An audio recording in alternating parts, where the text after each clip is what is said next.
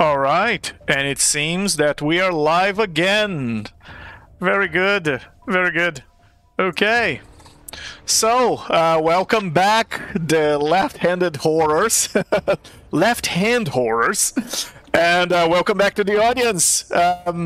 Just when you thought things couldn't get more tangled, the last session took a very wild turn, and we started into reality bending now, and things are accelerating across the multiverse as this party of undead have been jumping around and hopping from place to place to try and win the race. Well,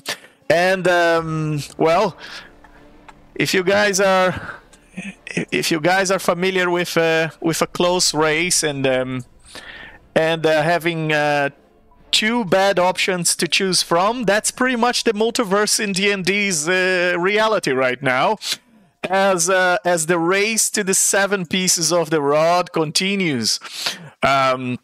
The party is our party of liches is helping Volkar, which was once the left hand of Vecna, while Kaz was the right hand of Vecna, and the two parties are racing each other to try and get all the pieces of the rod. And Vecna's web of deceit is stretching deeper and further than anticipated by everyone in the multiverse, with gods and artifacts and duplicated liches and false liches entering the fray.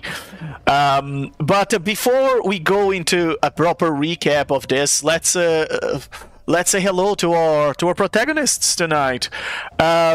First, Creek, our spirit king, whose necrotic tunes have always been dedicated to vengeance, but Vecna's reality warping has now thrown even his darkest compositions a little bit offbeat.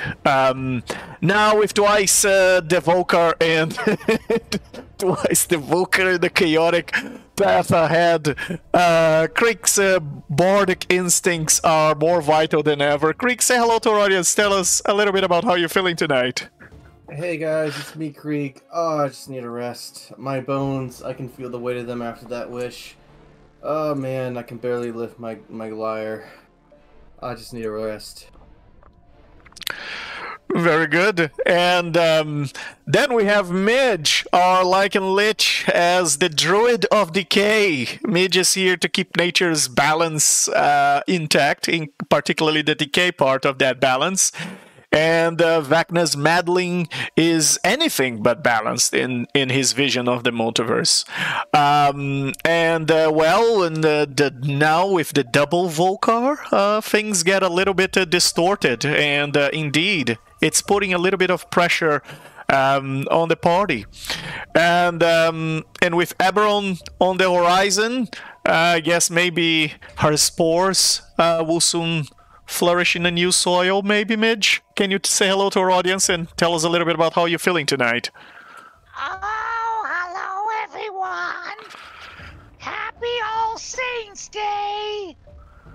Although I prefer All Hallows Eve. And then we have Ronaldo, who's been freshly burdened with the whispers of the evening glory in his mind. Ronaldo's now, should we say, obsessive ambitions had never burned hotter, with the goddess of love and obsession seducing him into a pact, promising fulfillment if he fuses her locket into his phylactery.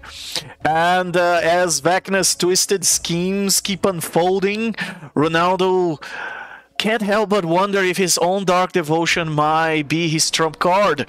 So, Ronaldo, tell us a little bit about how you're feeling tonight. Say hello to our audience. Hello, hello. Who says you can't fall in love on Halloween? And we also have Cyril, our chronergy wizard, our chronomancer. Cyril's drive to reclaim time's secret only grows stronger as Vecna is twisting the timelines. seeing two Volcars that are just 10 minutes apart has certainly rattled Cyril, and the multiverse isn't just bending, it might be shattering under Vecna's influence. Every piece of the rod may bring Cyril one step closer to wresting this control out of the Lich God's grasp. And Cyril, say hello to our audience. Tell us a little bit about how you're feeling tonight. Hello, hello, hello. Cyril is feeling fantastic. His hope of restoring his dead wife's life, or bringing her back to life, has greatly increased, seeing two Volcars, one from 10 minutes ago. What's to stop him getting his wife from hundreds of years ago back? I see. So your point of view is that, I mean, if he's gonna break time, you can break better. Exactly. Ah, I see. Exactly. No one better than an expert to destroy the thing you are trying to protect. All right, and finally we have Drazov, or whatever name he's calling himself tonight. This a little bit unhinged undead who has some entangled memories of two timelines. Drazov is perhaps the only one here equipped to understand the strangeness of this duplicate Volcar, driven by his desire for Vecna's Book of Vile Darkness. He has found strange comfort in all this paradox, but Vecna's power is really great. However, maybe not unbreakable. As Drazov came into the party through an accidental wish, with all his quirks and the side effects of his unstable experiments. Drazov, say hello to our audience and tell us a little bit about how you're feeling tonight. Yes, I am Gelmitros the Unwise, as you all know. And I'm a bit confounded. My efforts to locate this crown of lies have borne no fruit, and it is quite a vexing conundrum. But I will succeed. Give it time. Well, let's give our audience a little bit of a recap of what happened in the last session. The plot really thickens as the party started to decide where they were going to next. They started to understand the stakes, how high the stakes are with the Rod of Seven Parts, and they decided to head to Mechanus to talk to Primus and see if they could convince one of the, if not the oldest god in the multiverse, in the plane of absolute order that is Mechanus. They're trying to convince that creature to give them the piece of the rod that was in his possession. But when they finally stood before the all-knowing Primus, they receive an unsettling revelation. Primus had once held indeed a piece of the rod, but had already delivered it to Mordenkainen. And that's when things start to click for the left-hand horrors, because Mordenkainen was, in fact, the disguised Kaz that had deceived Tasha and Illustrio in the past. And this confirmed their suspicions that the piece of the rod that was in Mechanus was in fact the third piece that was already in Kaz's possessions. Well, that helped them narrow down the other possible locations where the other pieces of the rod could be.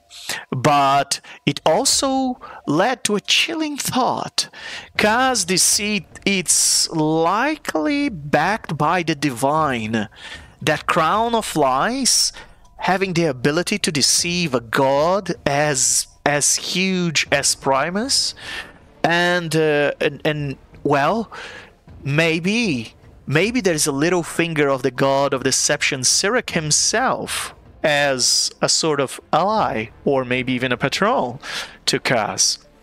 Also, his newfound colossal form that might not have been just a mere trick, as with the power of a deity fueling his ambitions, maybe Kaz is indeed becoming a deity-level threat.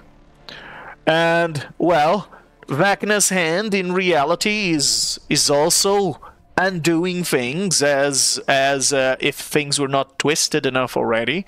Upon returning to Illustrial Sanctums in Sigil, the party was greeted by two Volcars 10 minutes apart as they arrived to the meeting. And at first they suspected of another of Kaz's deceptions. Could he be so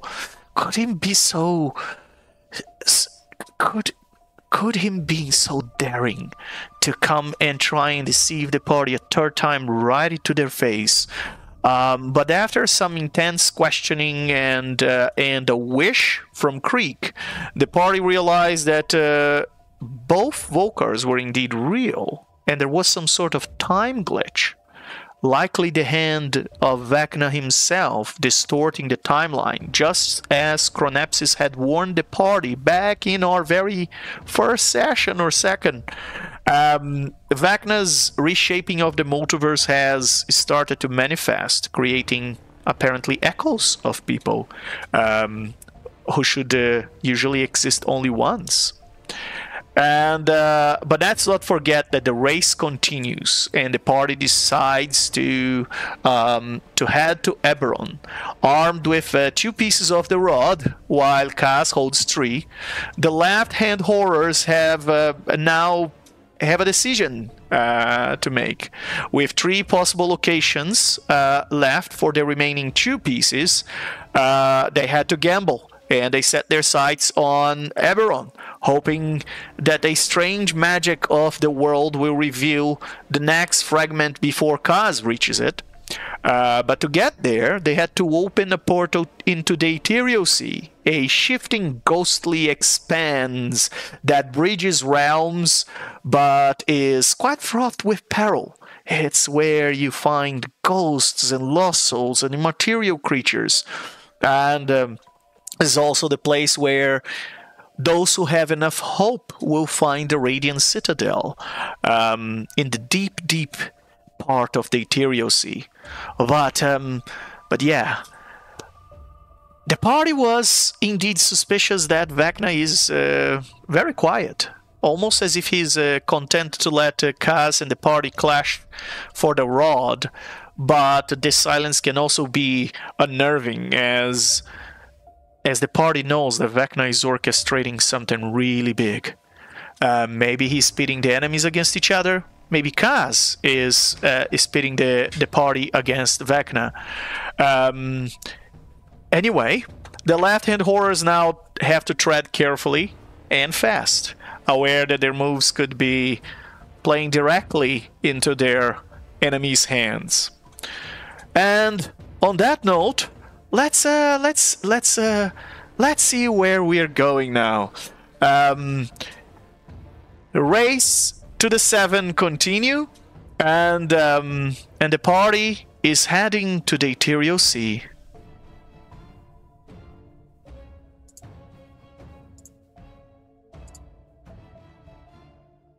And on that note,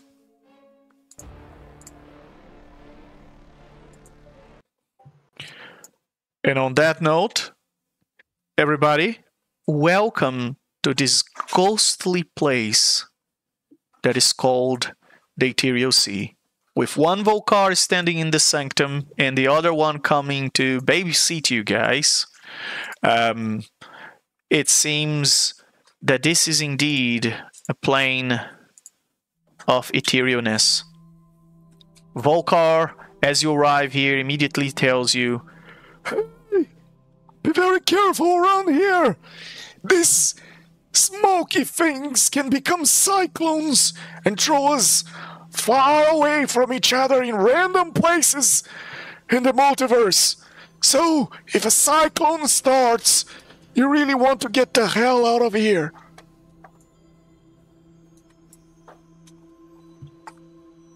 It takes will to fly through this, right? It takes feelings. And if you have bad feelings, you get lost. if you don't have any hope, you get lost. So, I guess, We're screwed. yeah, pretty much. But, Midge, we're counting on you to find us a phase spider. If we can get one of those and ride them, they can jump in and out of the Ethereal Sea. And they're always hunting around here. So, maybe we get lucky to become praise. Alright. See if I have anything that will help. What does it feel like in here? It feels like you are floating in vacuum. Everything around you feels surreal and dreamlike. As you touch this smoky thing, it has the texture of silk, but at the same time, the more you touch, the more it vanishes in your hand, and it just becomes more and more immaterial. As you look around, is as if this space was a blank page in the multiverse, an area where emptiness is it's pretty much the single word to describe. And in the fabric of this plane seem to fold into this silky-looking smoke, and sometimes, depending where you are, it folds into voracious storms. That's what you've learned when you have ghosts and immaterial creatures in the material plane. Usually they are in what are called the shores of the Ethereal Sea, and the shallow part of the Ethereal Sea. And then there is a deep part. In the deep part of the Ethereal Sea, it's where you will find the worst storms and in the Radiant Citadel. The good news is that the shallow part, the shores, are connecting all the material planes in the entire multiverse. So if you want to go from one material plane to another, you can either fly up into space and wild space and then astral sea and then go to another wild space system by spell jamming or whatever means you want, or you can take the inner halls, the background door, which is the Ethereal Sea, and that connects one material plane to another. Midge will ritual cast locate animals and plants. Don't know if it'll work, but I'll concentrate on the face. Very good. Gazolf is gonna try to gather up some of this vapor in a little glass vial, which I'm assuming does not work. It does not. Ronaldo says, "Well, I hope to have a good time," and he starts to sing, "Na da da da da, pop pop pop pop, na na na na na, pop pop pop pop." This isn't so bad. While Ronaldo does that, Creek starts playing with it, like with the air, like almost like a performance, and he copies the voice of this old guy he remembered from long ago, someone who had the name of Uncle. I think it was Uncle Iron or something, or Iro.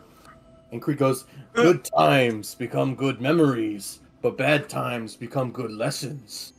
This be the words of the wise old man I used to talk to," as Creek plays around with the air. Hero's gonna point off to the distance and say, "That one looks like a turtle." Don't worry, Sire Cyril. Failure is the only opportunity to begin again, only this time more wisely.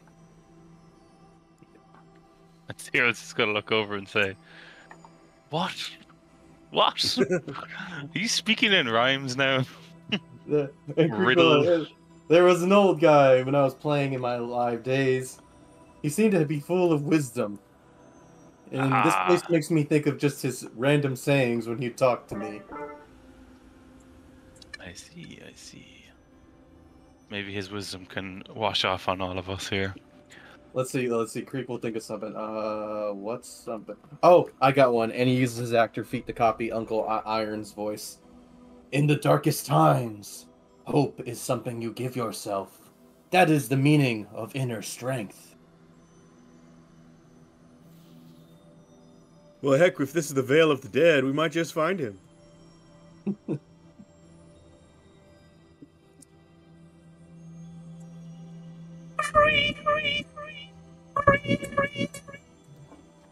Creek, is that you?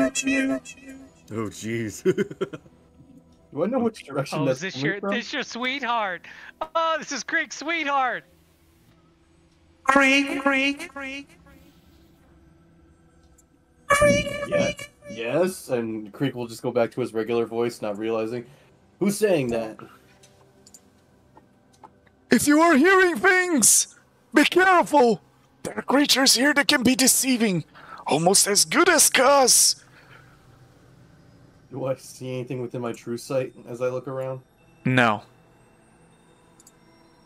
Well, whoever made that voice, that was a pretty good impression. Creek, what are you doing here? Well, yes, but actually no. I thought you would avenge us. Yes, I'm taking my time. Which one of those voices do I recognize of my 5 fallen friends, Legend? Roll an intelligence.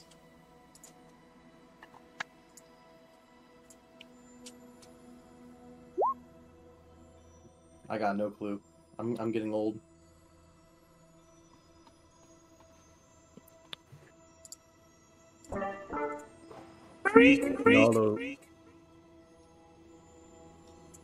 Remember, Creek, the thing about ghosts is they're full of tricks.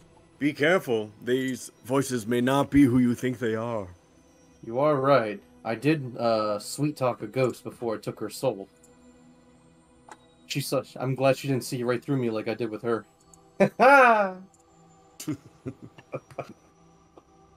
See, Creek, they're not laughing. They must not be real. Oh, don't remind me of laughing. You make me think of those stupid skulls.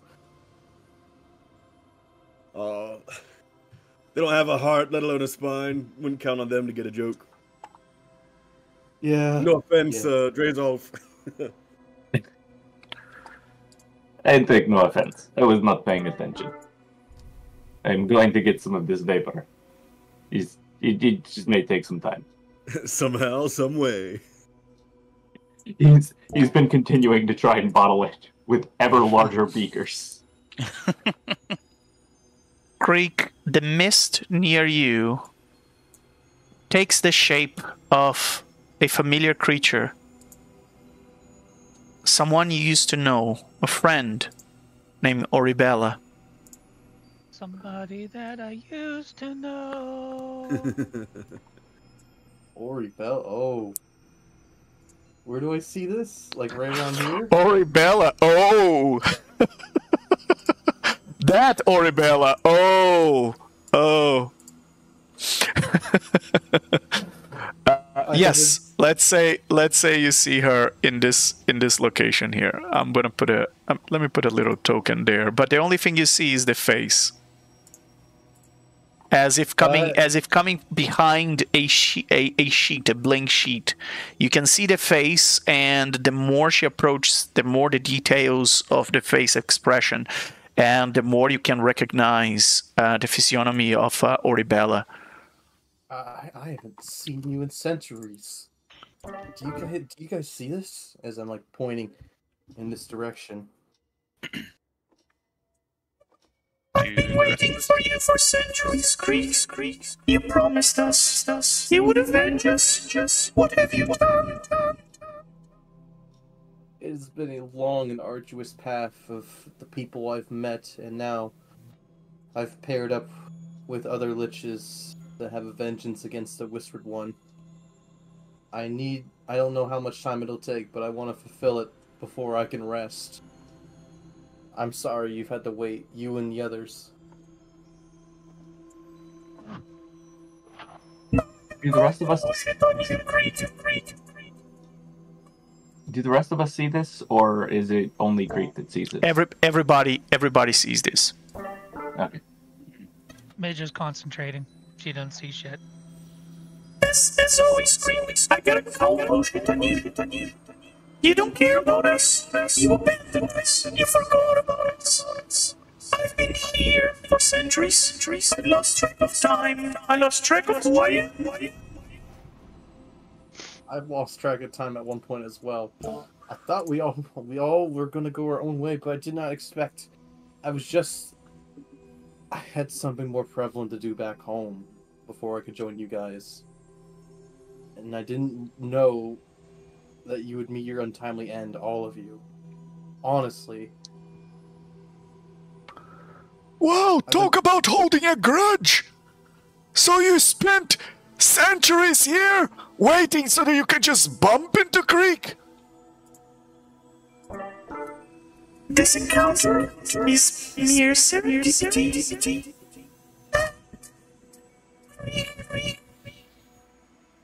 I'm so disappointed. You broke my heart.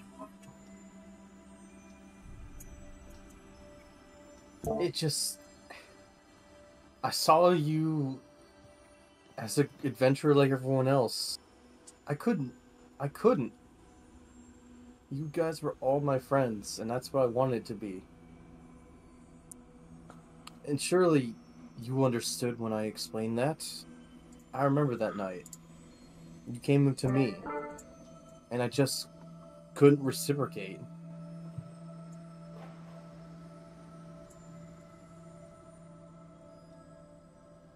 But sure, it broke your heart.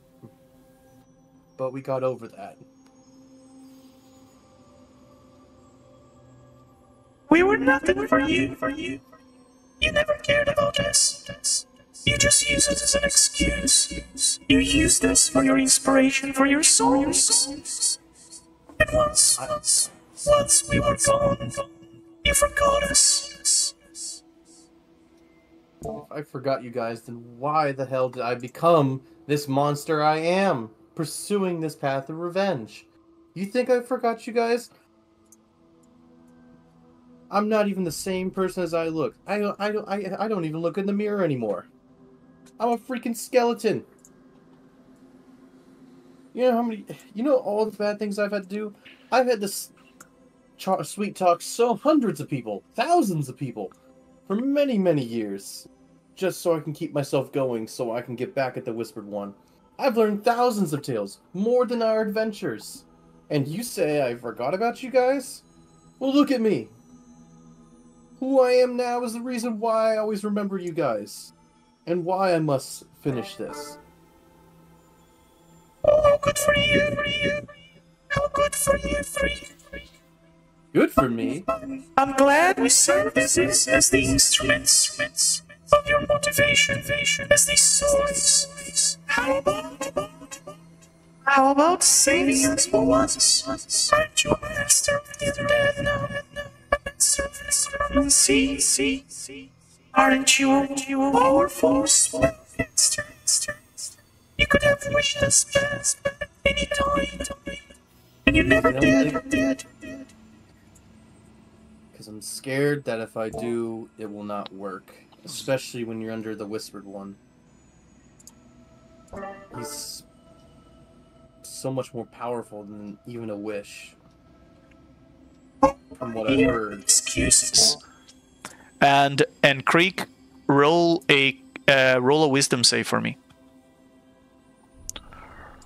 Ronaldo, as you are all observing this discussion between Creek and whoever that ghost is, Ronaldo, you start to look into the mist, and the mist near you, it starts to take the shape of the evening glory. You can see her beautiful face, almost as white as this mist, appearing right next to you.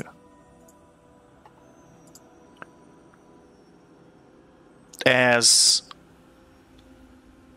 you see her in front of you, she says,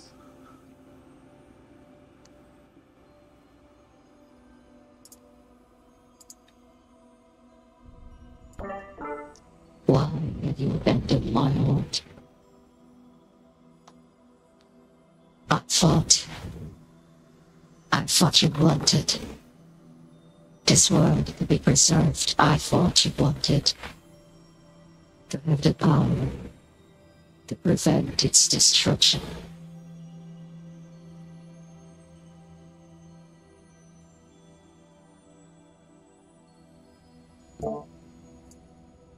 Ronaldo, if you're talking, we're mute. Well, darn it. All right. So as I was saying, well, I do, dear, but you have to be sensible about these things. That little trinket of yours has got immense power with some greatly desirable traits and maybe not quite so desirable. You know, it attracts everyone towards me. Hard to be sneaky in getting things done when, you know, anywhere I walk down the street, people will be stuck to me like glue. I was just thinking about it a little more, but not too long. The vestige of the goddess of obsession. It is more than just a trinket about it. You need to learn how to use their love towards you, their trinkets as a tool to obtain your goals. Let the power flow through you. Betray my heart. I would never. But well, actually, no, you're right. Fool boy, you make a real good argument. I'll get right onto it as soon as we oh geez. Wait, hang on. I'm not ready. I have to go back. As you are moving, as you're talking to her, both Creek and Ronaldo, as they're talking to these projections of these creatures, they don't realize, but they're drifting out farther and farther away from the party. Does my wisdom save do anything? You passed the wisdom save. It saved you an effect. Oh, okay. And I'll say, why have this conversation now? You haven't talked to me before. Is this Ethereal Sea different compared to everywhere I've traveled to? Yes, it's my prison. You should know that. Do I know that, Lich? That's Lich Academy 101. And Ronaldo, Evening Glory, looks at you and says, do you want my heart in your heart? Do you want the power? What you fear to become more powerful than Vecna? Oh, I don't mind power at all, but I also am wondering if I'm the right one for that. I kind of got excited, but looking back... It seems that you favor convenience over power. And I guess maybe I have chosen the wrong one to gift with my love.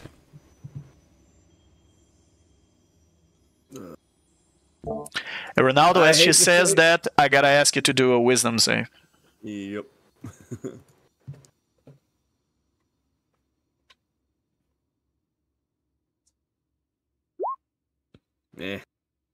Not good. Ronaldo, you feel weakened. You feel as if your energy had been drained. As suddenly as if you got depressed, heavily depressed. And you don't even have the strength to move your muscles. Or I should say, you don't have the motivation to move your muscles. If you have any muscles left, your bones As you float there, you just feel numbness all over you, as you feel disappointed with yourself, and most of all, as if Evening Glory was leaving you, as if she had been disappointed at you, and that worries you. And suddenly, you start to think about if Vecna was right, if perhaps you were nothing good and not enough to be more than a thrall, and you're just fake it until you make it. But now you doubt your capacity to make it. And as you think about this and as you feel this way, you've barely realized that you are drifting away from the party. And Cyril, near you, you hear also a familiar voice. Don't do it. Do it. Don't do it. How more will you take? How long more, Cyril? How much more time will I take to do what? To find me. To get me back. I'm assuming this is my wife, Esta, yes? Absolutely. Cyril's going to put his head down in shame and say, I've been trying for centuries now. I've done everything I can to get you back. And that's why I'm with these other liches. I think I've come up with a solution of getting you back, and that's to defeat Vecna.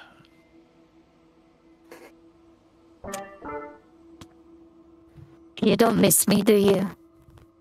You are glad that I'm gone. I miss you every day. Every second of my life is pain without you here, Esta. If that was true, you would have made more haste. I've done it as quick as I can, as a wizard always does. He is never late, nor on time. He arrives when he should. You were always late, too. I still remember already, when you arrived 3 hours late after the bride. But I made it nonetheless. And I would not change it that day for anything else. This time, the stakes are much higher than getting my dad upset. Your father never liked me anyway. It's getting too real, guys.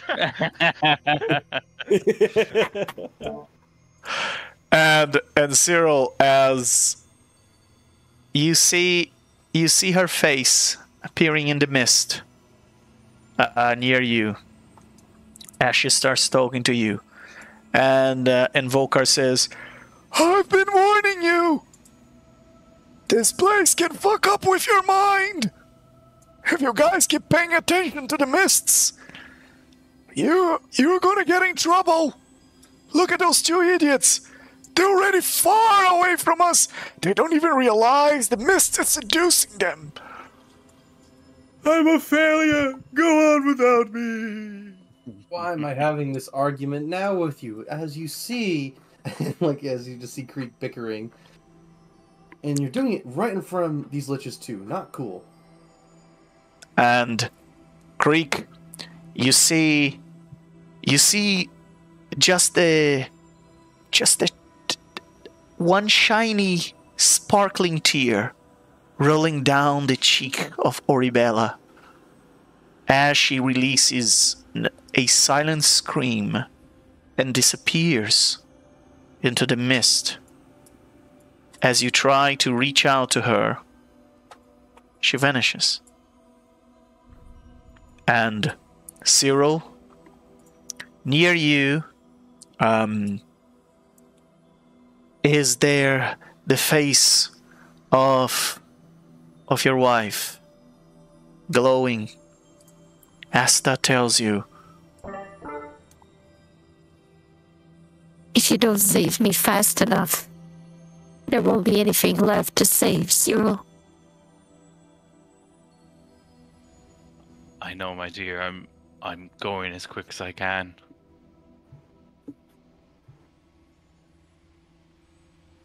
That is too slow. And Cyril's gonna turn around to the rest of the liches and be like, "You heard me, guys. Don't get me in trouble with my dead wife." and as you look around, Volkar is rolling his eyes. Drasov is trying to catch mist butterflies with a jar, and Midge is focusing some sort of ritualistic spell as she's trying to locate a phase spider. Is like Ronaldo is almost crying in the distance as you hear he's mumbling something. And Creek is hugging a mist somewhere, trying to look around for something. Everybody's a bit overly distracted, and Cyril, you look back at her, and I'm gonna ask you to roll a wisdom save. Okay.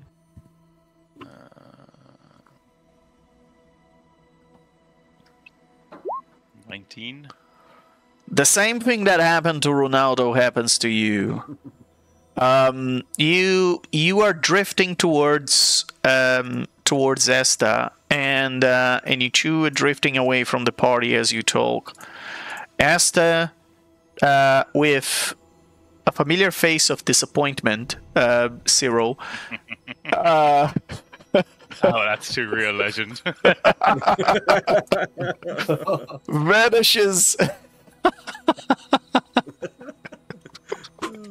vanishes into nothingness, and Cyril, you start to feel like a disappointment, as if your dead wife doesn't believe in you, and that makes your joints weak, and it makes you lose your motivation to unlive almost, as you just float adrift in numbness into this Ethereal Sea, feeling depressed and quite down. Now, Marquis de Slod. you guys like thought you Marquis couldn't de have feelings without a heart and without guts, and here are you just overthinking about stuff and being flooded with a sense of a lack of energy, a lack of motivation to do things. Really, really depressed. And it's in that moment that you guys hear this weird little laugh in the distance. It goes. Ha ha. No, it's not what I think it is. It sure is, boys. All right, As you guys look to the north, where the laughter is coming from, there's a floating creature. This goblin of the size of a dwarf, who's trying to carry two massive backpacks of treasure, and one big sack of treasure in front of him. Now, to give a little bit of context to our audience, we have a little event happening in the Legendmaker.games server in Discord this week, and it's a treasure goblin event where all the parties get a chance to just take down that little loot goblin that's very, very elusive for some special rewards. But they must be quite careful, because this goblin is very sneaky and can steal stuff from the people who are trying to take it down. The goblin stays only for 3 turns, and you guys can click on your tokens and roll initiative. Question: did Midge complete her ritual? Yes, she did. How many days has it been since I cast Wish? Not even 1. Oh.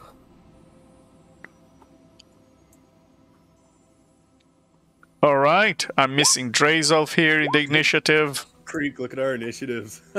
I got an 18. I'm not sure why it didn't go in. All right, 18. That one, maybe. Goblin rolled a 30. Gosh, Well, it's darn. because she's concentrating. She's still concentrating, so she wasn't ready for this. That Bugs Bunny initiative. And Volkar sees the creature and he says, "I'm not touching that! That's a sneaky little bastard! All I can tell you is run the other way! These loot goblins, they can steal from you, and I have too many precious things! It's not stealing from me!" And Volkar is gonna use his reaction to teleport 30 feet away from the goblin. Just and for the rest of you, let's put a little bit more of a funky music here as you've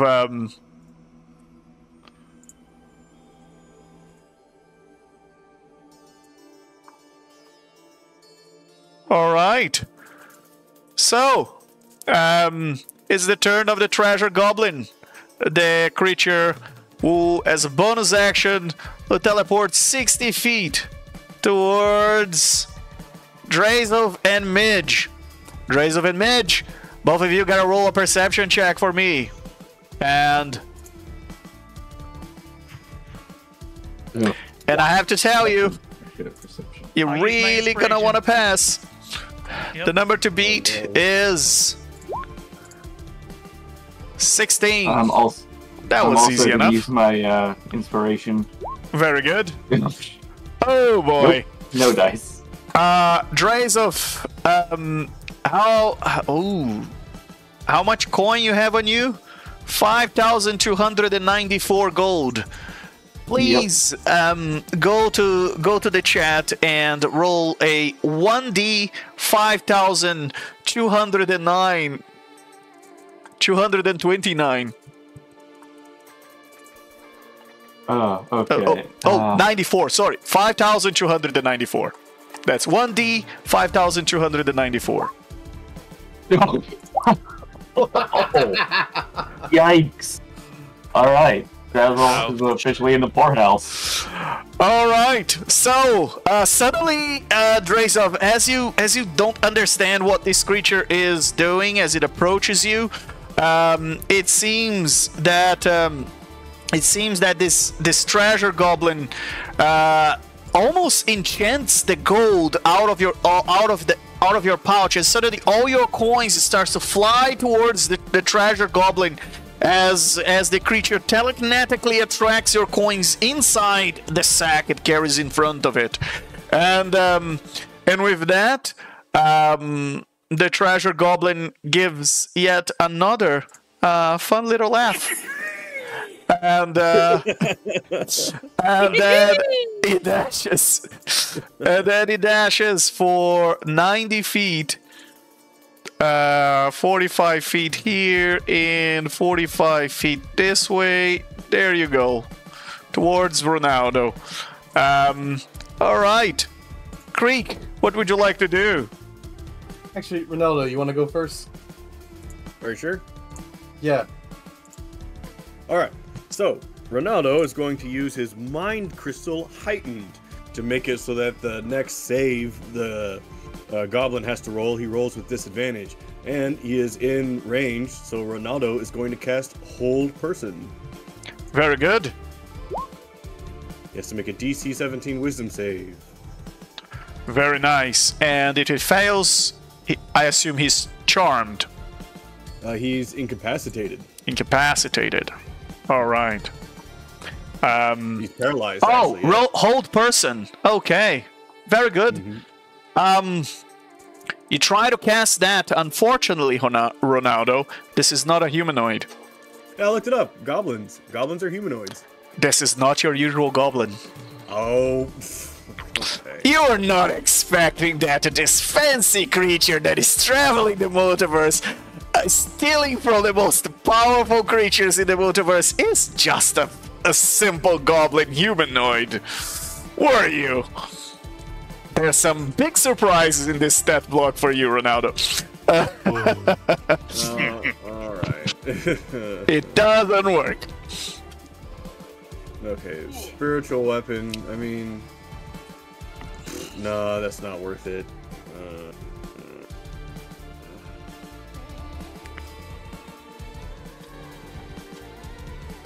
I'm gonna do Harness Divine Power. It's a bonus action. I can regain a spell slot. So I'll just get back what, I'll get back a level 3. Alright. We'll just load. And then for movement, I'm getting the heck out of there. He's too close. I'm gonna go... Probably a good idea. 30, so about up to there. That's the goblin's one redeeming quality. And with that, is that the end of your turn, Ronaldo? Yep. Creek, what would you like to do? The movement speed is 3 times your intelligence here, right? No, this is not the Ethereal Sea, it's just your normal movement speed. Just consider it as a flying speed in here. Then what I will do is Oh I'm boy. gonna take the necrotic damage for this. I'm gonna cast at 6th level Ralathum Psychic Lance at this goblin. Very good. So now he's gonna get attacked by this spear. Boom. That's... Wow. Wow. Wow. Talk about special effects. Or defects. Creek, that's intelligence 20. Alright. And if he fails, he takes full damage and he's incapacitated.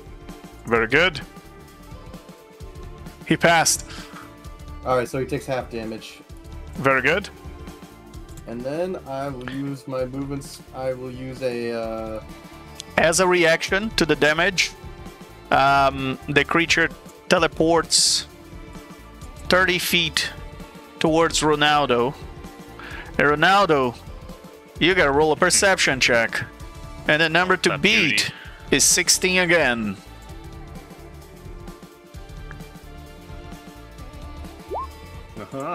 Very good. You've noticed this. You've noticed your coin purse starts to shake, and you saw what happened to Drazov as 5,103 of his gold coins just flew towards the goblin as if the goblin was enchanting the coins. And Ronaldo, you put your hand in your pouch and you prevent it from being stolen. And Creek, Claw off, you greedy git! And Creek, what would you like to do?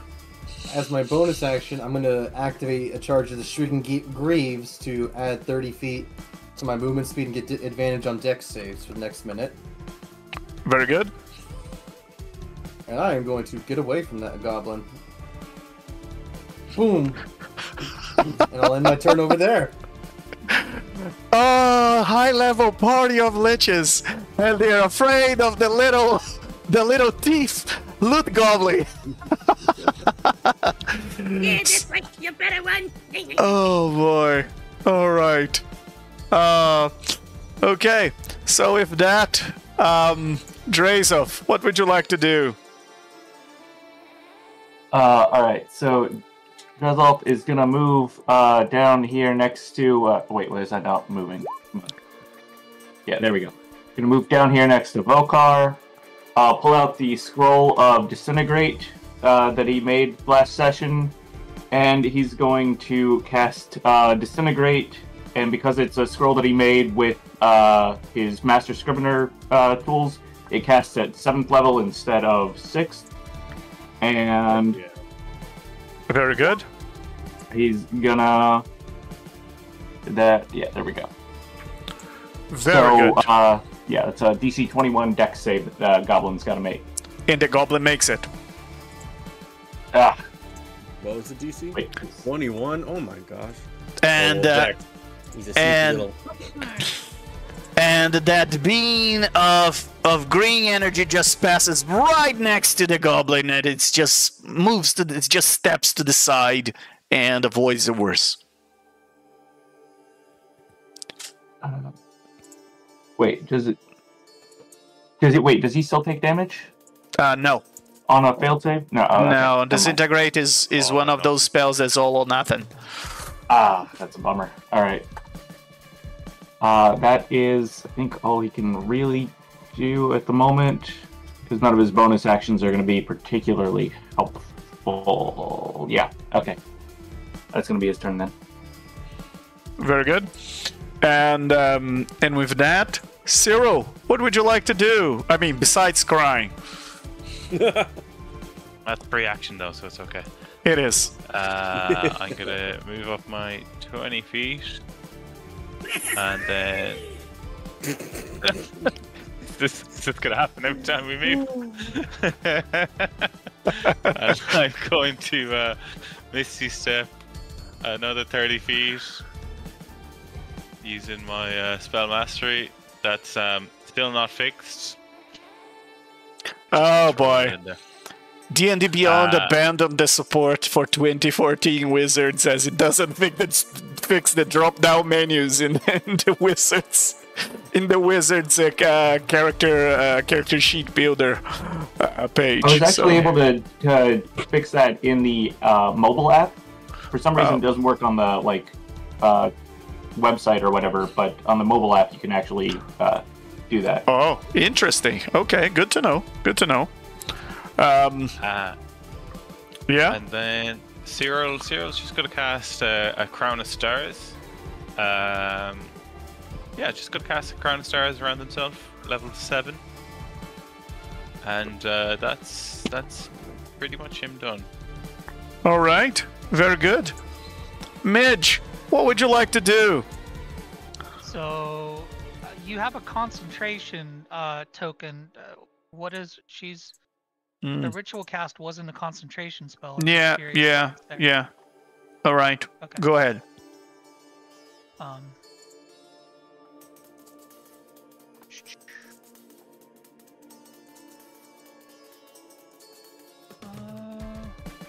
Midge is gonna move up just next to Cyril, and you see her looking at this treasure goblin. Investigating, looking all over his body, not in a creepy way. And she locates a maggot that happens to be just sitting right on top of the treasure goblin. And she is going to cast Krail's Maggot at 6th level. She locates a maggot. Uh-huh. Very good. So it's a melee attack against him.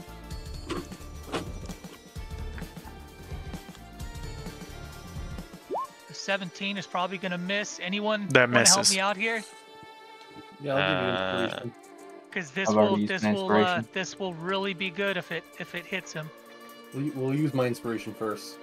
I think I actually have inspiration.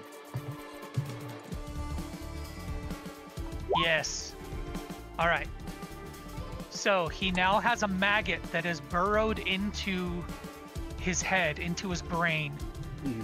And this is concentration, so you can go and put the thing.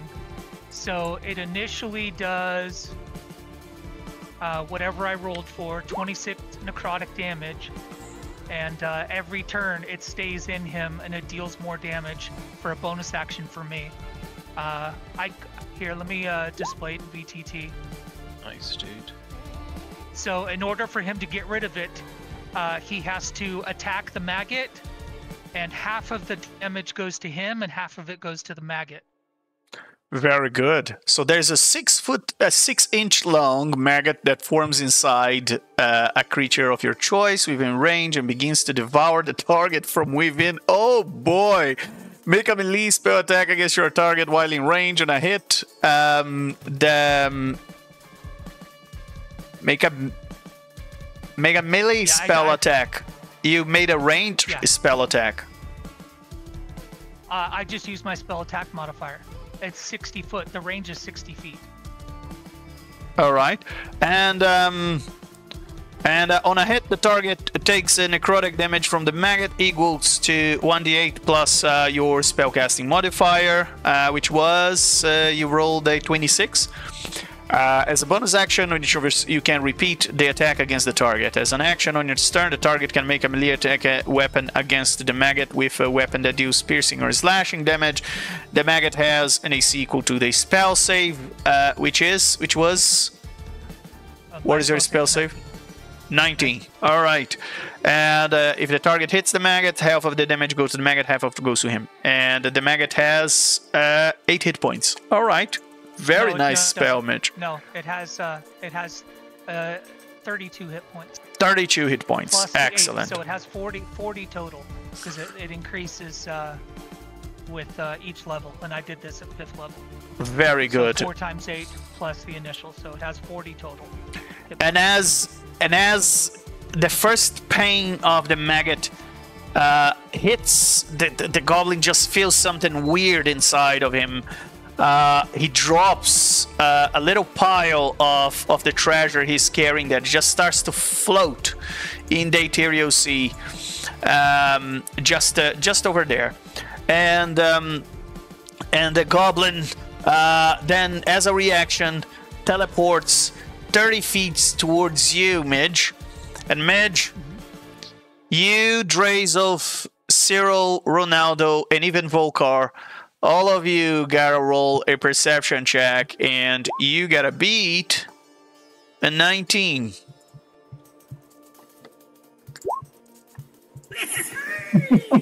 Not taking anything from me. 21. Let's go. Very good, Drazov.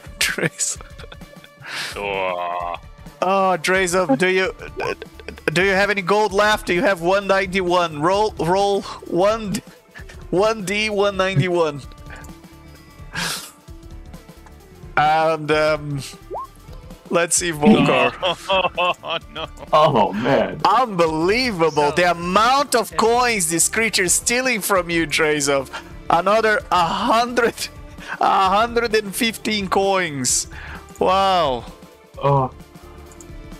So if anyone has magic missile, it's probably the best thing to use on this guy, by the way. Yep. And oh boy, let's see Volkar, how well Volkar does on his perception check. He has advantage.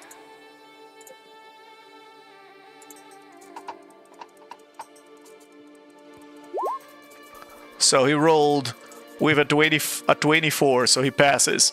All right. And he doesn't let the creature, he says, I told you, don't let him steal from you. He's going to... And as a reaction, he teleports 30 feet and continues his sentence. It's going to take everything that is precious to you. Be away of the creature. Shoo, shoo, get away from here. And get off my lawn. And Midge, is that the end of your turn?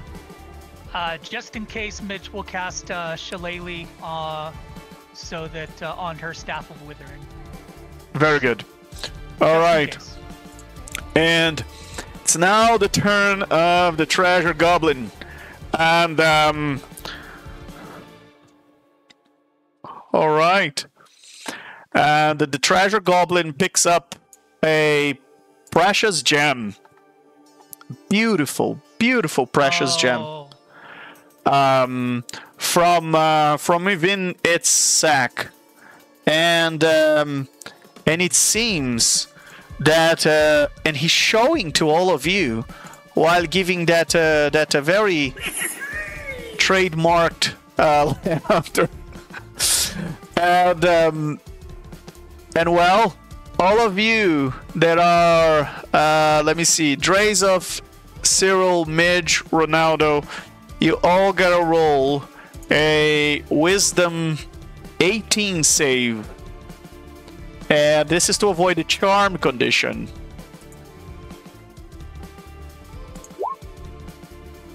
Oh, it is not Drazolf's day.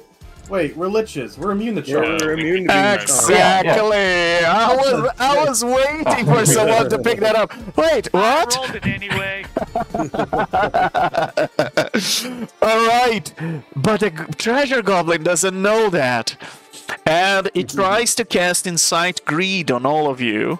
Then it notices none of you is really thinking much about that gem, and frustrated, the goblin will use its bonus action to teleport 60 feet towards north, and then it's going to run another 90 feet, or let me put 45 feet all the way there to the Why northwest. is it running away from us? I know. It's almost as if almost as if it had realized that the spells it has are not going to work on you guys.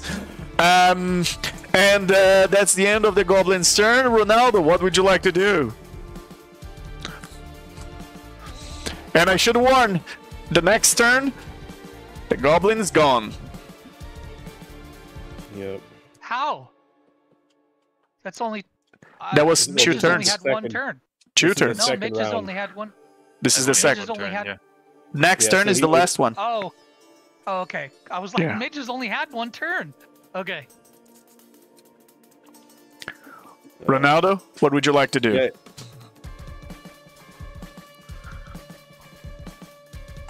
How far?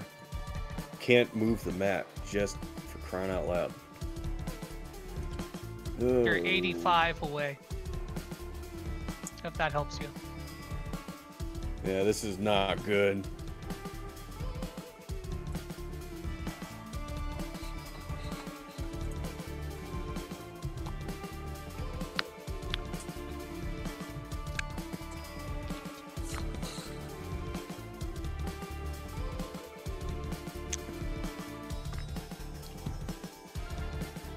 It's a lot easier when you got this guy in a dungeon, huh? One of you guys.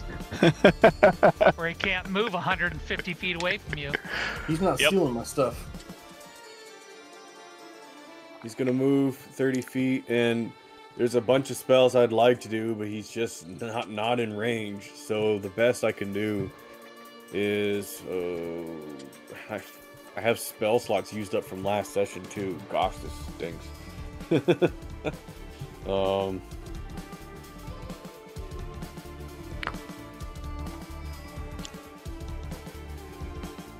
Take it down!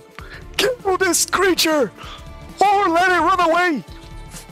Hide away, I'm good. fine with it! I'm going to do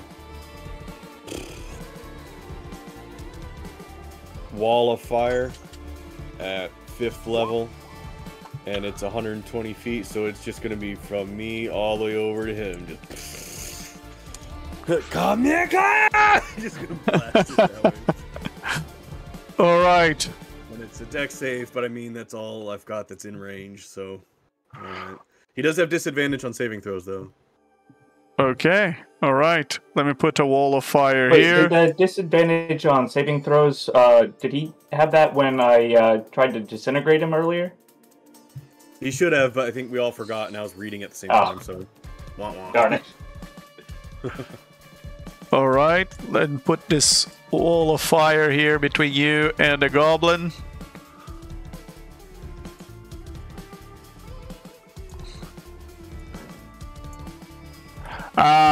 Just checking, but if it makes you feel any better, Drazov, you would have passed. Ah. Oh well. Even with disadvantage.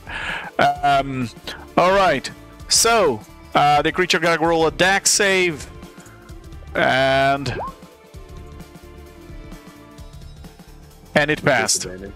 Yeah, even with disadvantage. You guys can expect that this little fella has pretty good dex. I know he has good decks. I literally can't do anything else. Oh. Are you gonna hold the concentration on the wall of fire, or are you just using as a fancy firebolt? I'll hold concentration, sure.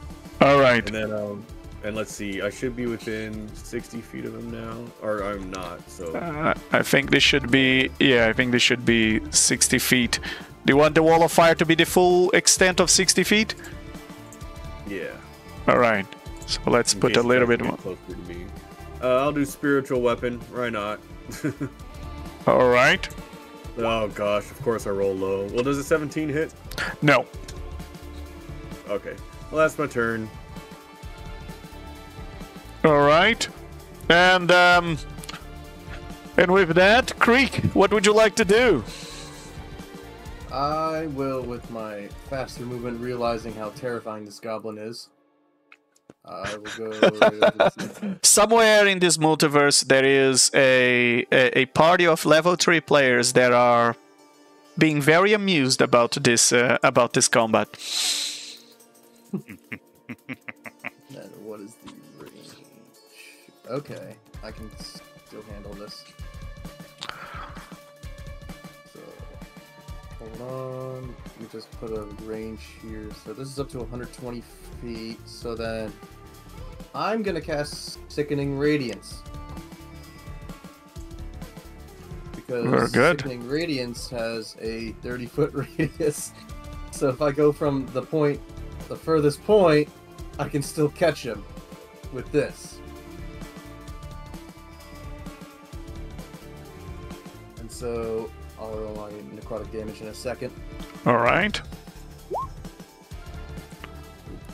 He needs to do a DC 20 con save or take 19 radiant and a level exhaustion half on a pass. Very good. It failed, and it takes a level of exhaustion and all that radiant damage, and the creature is confused, but at the same time amused. As Get back here, you little gremlin! I'll show you and who's the real boss. and as a reaction, it teleports 30 feet towards south, away from the area.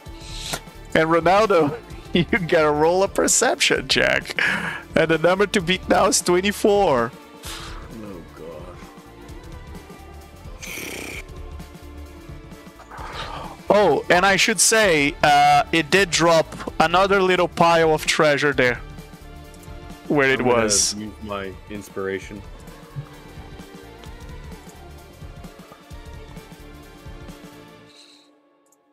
Oh, for crying out loud. Oh, Ronaldo, how much currency you have on you? 2,844. Please roll for us.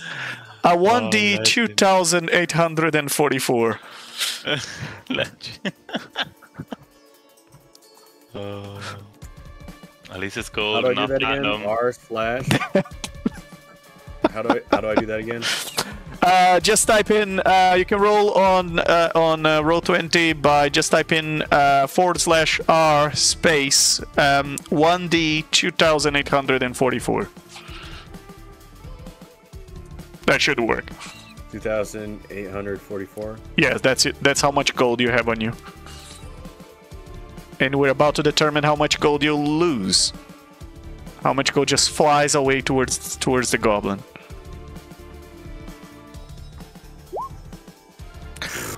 $1,193 of your coins, Ronaldo. I'm gonna deduct from your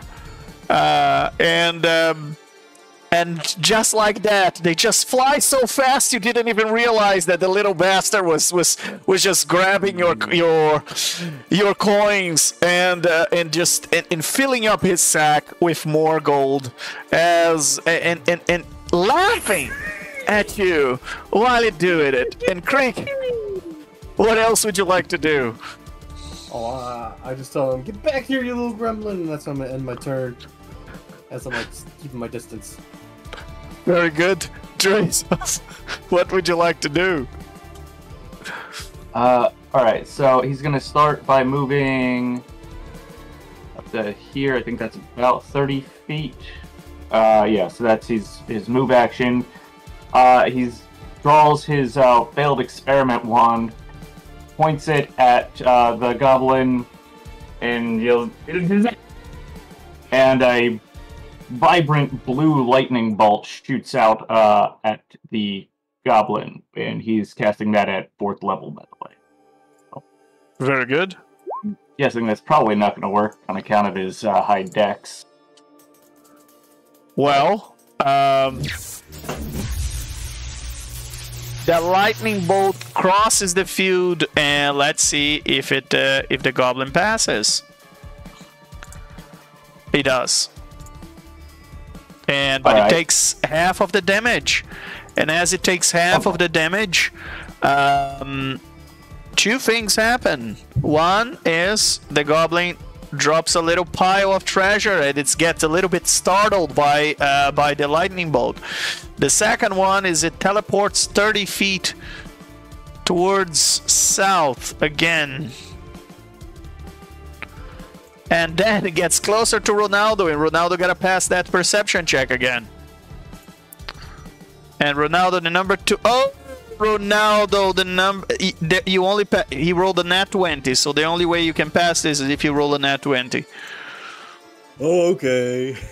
Wait, is that an ability check he's doing? Yeah. He has disadvantage because of exhaustion. I rolled. Oh yeah, that is true. Thanks for the reminding, Creek. Thanks for the reminder. And oh, it's a dirty 20 now. Okay, well I'm gonna use a luck point to reroll because I'm sure that a nat 1 is way worse. A nat 1 is very much. It's very worse. It's very much worse. You really don't want to roll it. Oh my god! Oh, I have another luck point. No way am I doing this. Come on. Oh, I rolled a 5. Okay. Okay, much that's better. Yeah, that's better than a nat 1. And how much gold you have left? 1,651. Please roll a 1d 1,651.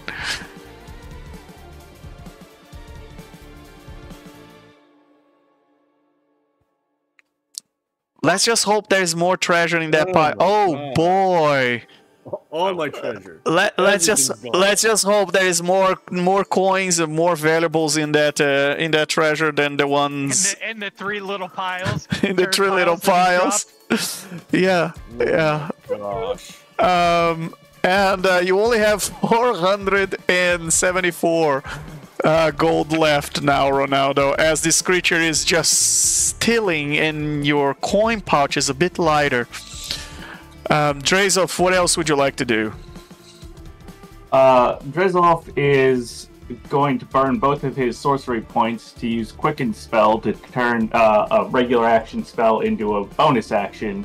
Excellent. And he's going to pull a bit of sponge from his component pouch, squeeze it, and cast and say Wither.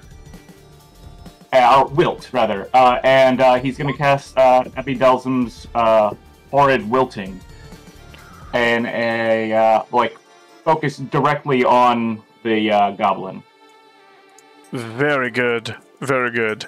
And, okay, so, if you guys don't know what Abdalzin's Horrid Witting is, Drazov is trying to draw all the moisture from every creature in the 30-foot cube centered on a point that he chooses within range. Each creature in the area must do a con saving throw. Constructs and undead aren't affected, and plants and water elementals have make this save with disadvantage. A creature takes 12d8 necrotic damage on a fail save, half as much on a successful one. Alright, so he's trying to turn the Goblin into a raisin. Alright, so the Goblin passed. Mitch sees this spell and is impressed because she's like, Oh, I need to learn how to do that. Oh no, never mind. The Goblin failed. It didn't pass. It failed. And it takes 56 points of necrotic damage. And suddenly you notice that his cheeks are a little bit more to the inside as normal. He's just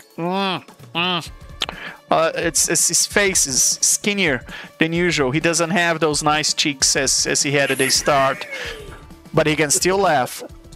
I mean, you gotta be able to laugh of yourself, right? When you are in a situation like this, facing a bunch of liches, at least he has a light way of approaching life. And as a reaction, he is going to teleport 30 feet towards you, Drazov. What more can he take? Well, he's not close enough to you to take from you, but he's close enough to take from Ronaldo again. Ronaldo. Ronaldo. Oh, Ronaldo. Oh well, he has. You gotta beat a 15. He had rolled a nat 20, but because of the disadvantage of the exhaustion, it became a 15. Wow. That's like the goddess of fate is mocking you, Ronaldo, right now. Estes is not on your side. Here, take my last 400 gold. Who cares? Don't say that. That's Roll 1d. Roll 1d 474. Oh my god. Wow! That's unbelievable. Brother. Yeah, Ronaldo, you only have 40 gold left now. Not even the goblin's interested in your coin pouch. Alright. The Drazov, I assume that was the end of your turn? Well, one last thing to resolve. I've got to roll a d20 to see if my failed experiment wand breaks. So, it does not. Okay. Yep, that's excellent. the end of Drazov's turn. Alright, and Cyril, it's your turn. What would you like to do? Cyril, as his bonus action, is going to hit this goblin with a crown or star from his crown. All right. So that is going to be a 14 to hit. That misses. Ooh. Yeah, I figured. And then, as his action, is going to cast magic missile. There you go. Level 6, which is 8 darts. That's the secret sauce right there, boys. Yeah. 8 darts. 8 darts. Yup. Very good. Let's so roll all your d4s. All right. 27. Very good. As the first dart hits the goblin, it teleports as a reaction 30 feet towards the three of you. And the darts that follow the first one make just make an 180 degrees curve and come back and pursue the goblin, who get hit with all the other 7 darts on his back, and he looks at you and says, and with that, trail of coins behind him as they all hit him as he runs away. yes, and with that, there is a pile, 7 piles of treasure plus the 8th one in the original place where he was. And Drazov, Midge, Cyril, roll your perception checks, and the number to beat is 13, guys. Come on, he rolled really low now. Oh, not one! Unbelievable. With a plus 11, Midge. With a plus 11. Not 20. I'll give you my inspiration. All right, Midge, you can reroll, and Drazov an 8. Unbelievable. With my nat 20, can I take money off him? No. Drazov. Oh, Draz, you only have 76 gold coins left. Roll a 1d76 for us. Ooh, be the poorest. Wow. Another 52 coins fly from your pocket. And you notice that the goblin is disappointed at the amount of coins, but at the same time, he's happy he stole everything you had. What a little rat. And Cyril, is that the end of your turn? Is at the end of my turn. I'm trying there. Yes.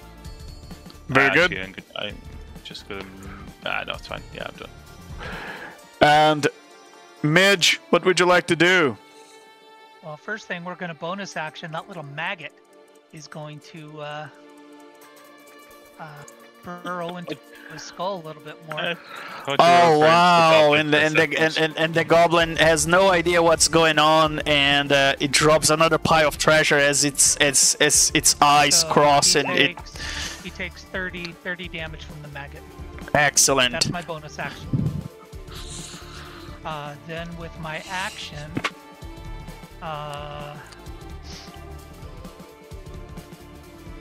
Midge is going to 7th level. Wait, I need to be 30 feet away, am I? Oh yeah. No. Let's go 8th level. Let's have a little fun. 8th level blight. 8th level blight. Very good. That would be con save is or the save is con 19, please. Very good. And it failed. And takes 47 points of necrotic damage and drops another pile of treasure. And you can see that the goblin is just shaking its head. It's almost as if it's losing its breath. But I gotta say, in almost an admirable way, Midge, it still has the energy to laugh and take the situation lightly. So we've got. So this is the last round of him, right? Yes. This is your third. Yeah. So we get one more round. All right. He's gonna steal my stuff. Midge.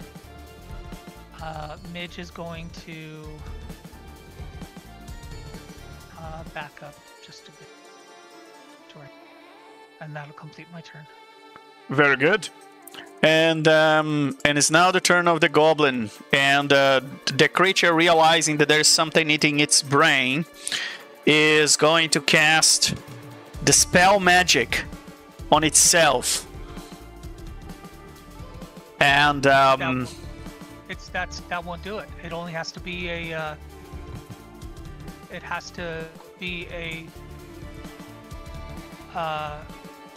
a melee weapon attack against the maggot. It's the maggot is the maggot's is the result of a spell. That is a magic spell.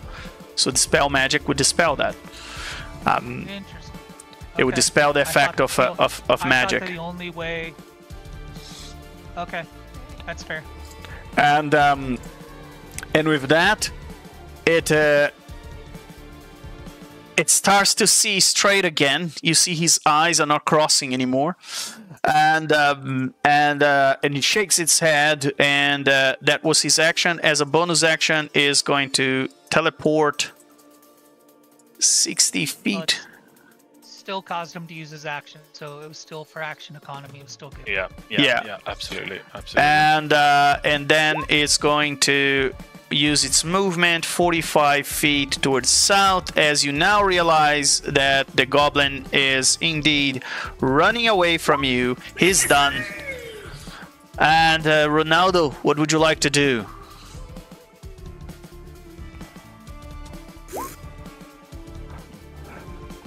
150 feet away from me, for crying out loud. Yes, Dre's of top right cogwheel. If you go in the audio and video, master music volume. Yep. All right, Ronaldo, what would you like to do?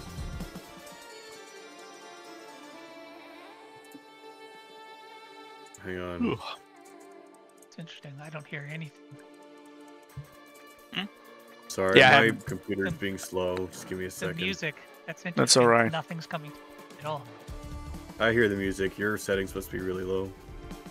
No, I've got it turned up to 80 Oh, now. I don't know then. I hear it.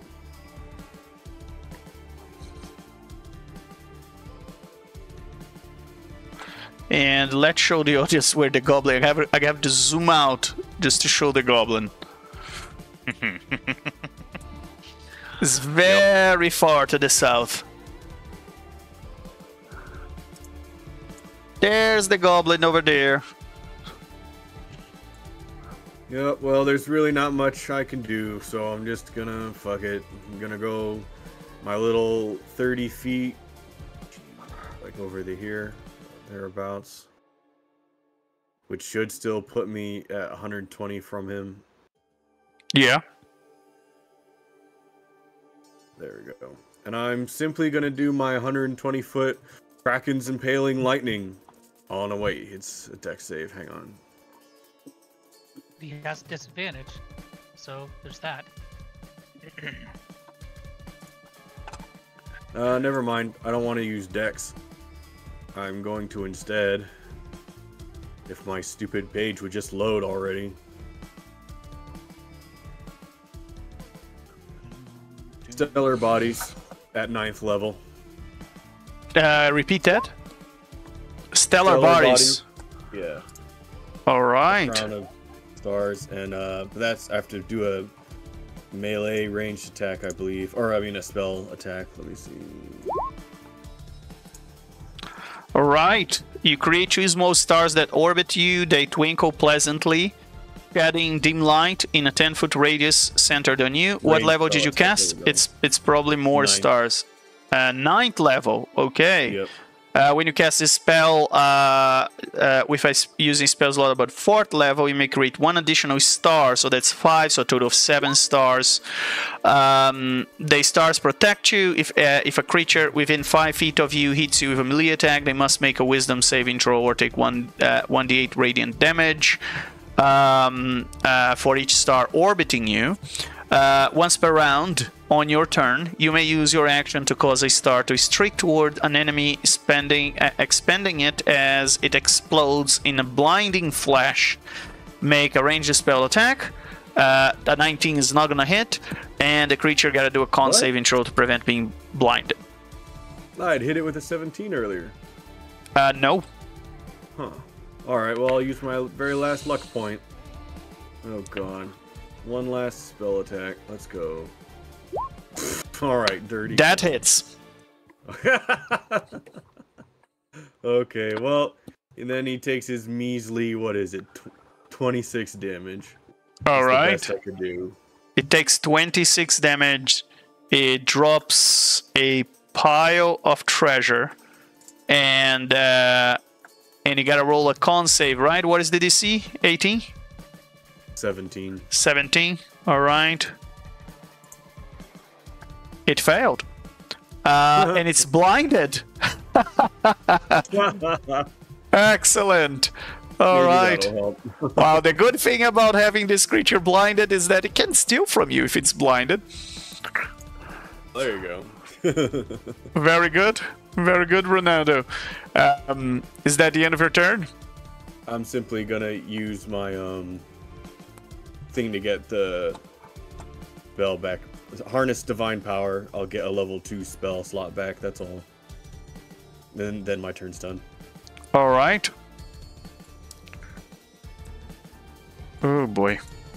All right. And with that, Creek, what would you like to do?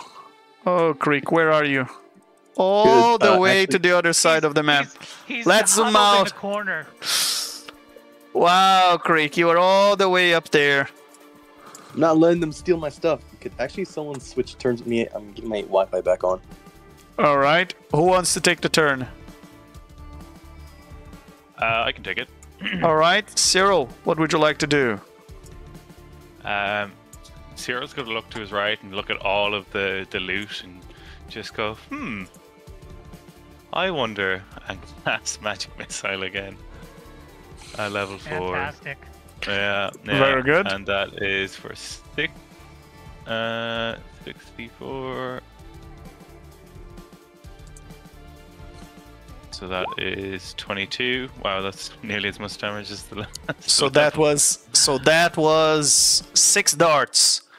6 darts. Very good. And it drops another 6 piles of treasure on the ground. and it would teleport if it could see where is it going as a reaction, but it's blinded. It has no idea what's going on. It's just having this magic missiles flying from you and the blasting against its body, and it's just trying to figure out what is happening.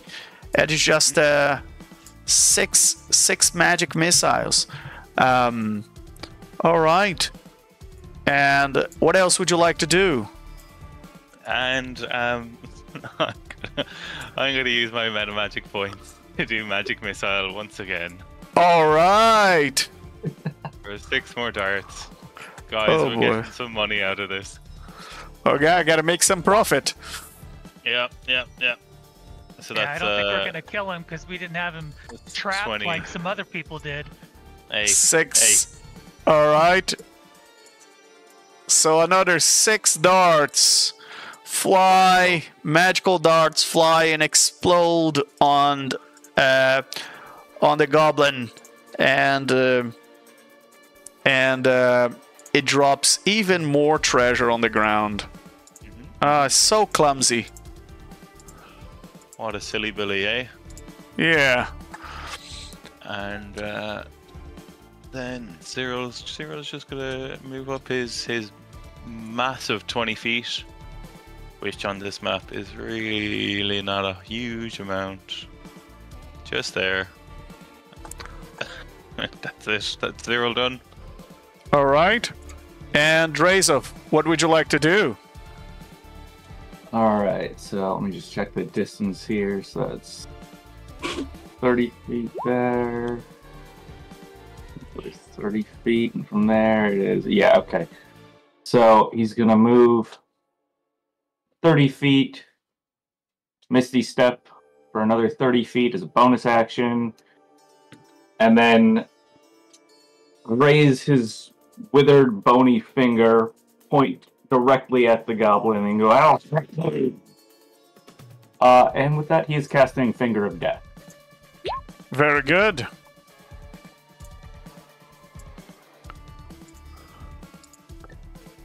And does the goblin count as a humanoid? No. Okay. Never mind. And that's why the whole fun. person didn't work. Right. That Okay. a normal goblin would, but this is not a normal goblin. So I was really looking forward to having this goblin, the treasure goblin, as my permanent zombie minion. But I guess no luck there. No, and it survived. It survived the attack. It failed the check. It took the ridiculous amount of damage, of necrotic damage. You see that its ears are falling off. Its hair is falling off. You can see that it's one of its teeth as he spits his teeth off, and the goblin looks like it has aged 100 years. And it's look very decrepit, but still standing somehow. Oh, that's everything that Gazolf can do on this turn. So that's it for him. All right, Creek, we're back at you. Where is Creek? Oh, Creek is all the way there. Alright, what I will do is, I'm not afraid of this goblin anymore. I'm going to move my movement down to... Now that he's blinded, I'm not afraid. I'm not afraid to fight a blind goblin. All right, Creek. And what I'm gonna Brave do Creek. is, at 8th level, I'm going to cast Ralathum's Psychic Lance at him. All right. And you just see it come from Creek's guitar as it goes pew pew pew pew pew pew pew pew. Wow. And he needs to do a DC 20 intelligence save. If he fails, he takes 37, half on success, and he's incapacitated if he fails. he passed. Alright, so he takes Smart half little damage. guy. Very smart. Half damage. All right. And then, Creek will look at, actually...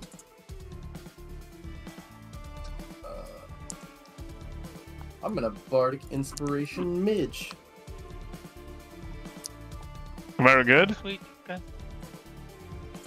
And you just hear from Creek as he gets his guitar ready, and he goes, "Wake up in the morning, feeling like Spirit King. Grab my guitar, I'm out my lair. I got a song to sing. Before I leave, brush my teeth with a bottle of ale. 'Cause when I play up in here, to tell a tale." And he just bardic inspires you. Awesome. Thank you. Very good, Midge. Very good. And the audience loves as well. And with that, Midge, you get your inspiration. And Creek, is that the end of your turn? Yes. All right. Midge, what would you like to do? It's now or never, Midge. Yep. From right there, Midge is going to, You little bastard! and let's see what's going to be the most effective here.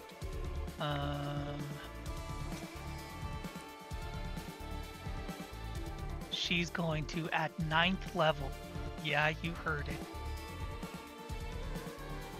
light, con 19. Very good. Very good.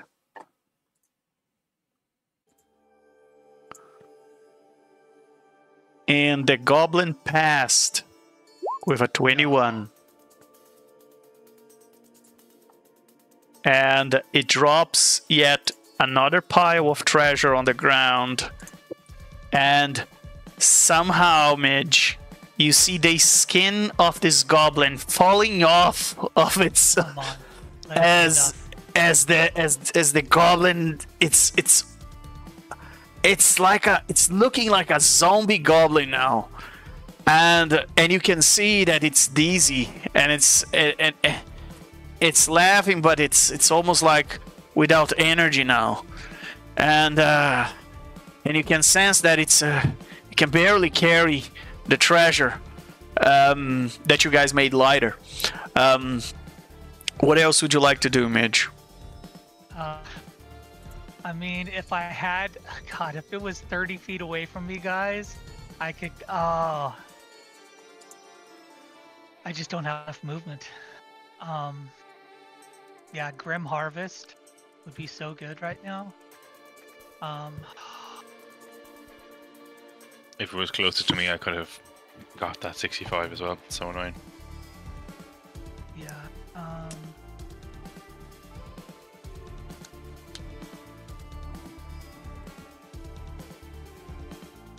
have anything? Yeah, I don't have. Oh, no, wait, that. Hold on. And Creek, I assume those dice you're rolling is because of the wish spell, and you're taking necrotic damage, right?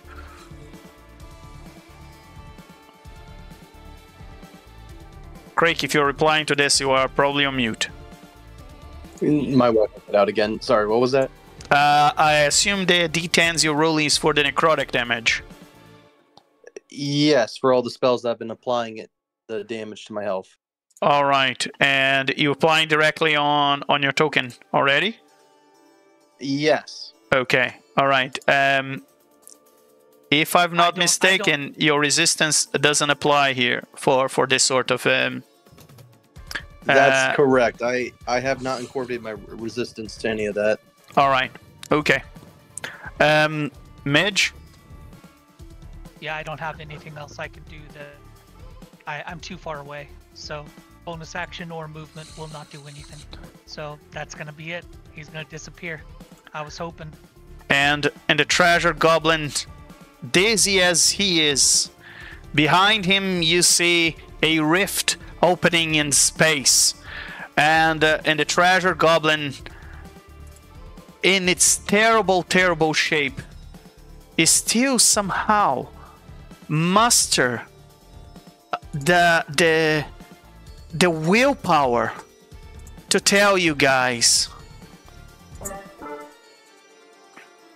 when Vecna finishes you, I will come to loot your bodies. Bastard. And just like that, he's casting a spell. no, Can it be it's not a counterspell with spell. Reaction. No, it's not. Darn. It's not a spell. Ah. And So, if we and the would've goblin missed that falls into con that save, would he have rift. died? If he had not passed that con save, he would have died. Oh gosh. Wait, and did he make that even with disadvantage? He did. He did. Oh, darn. Oh, sorry, and guys. I tried. and it was a very good try. You guys got a bunch of treasure there on the ground, and the goblin managed to escape as it falls into that rift, or is sucked into that rift and disappears into nothingness. And Volkar says, "I told you so! I told you! At least you managed to beat enough so it leaves us alone. Those things are pests. One of those one time he just stole a very precious ring of mine. I really hate them." And with that, you are out of initiative. Ronaldo and Cyril, you are back into your depressive selves as Never leaving it.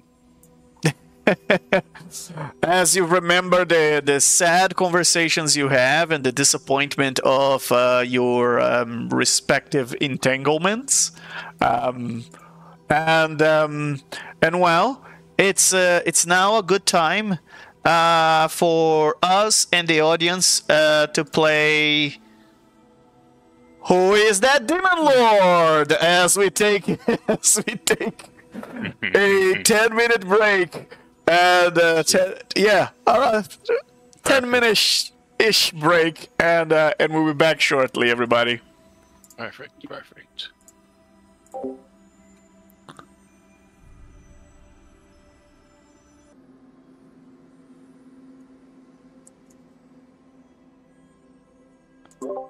All right, are we all back?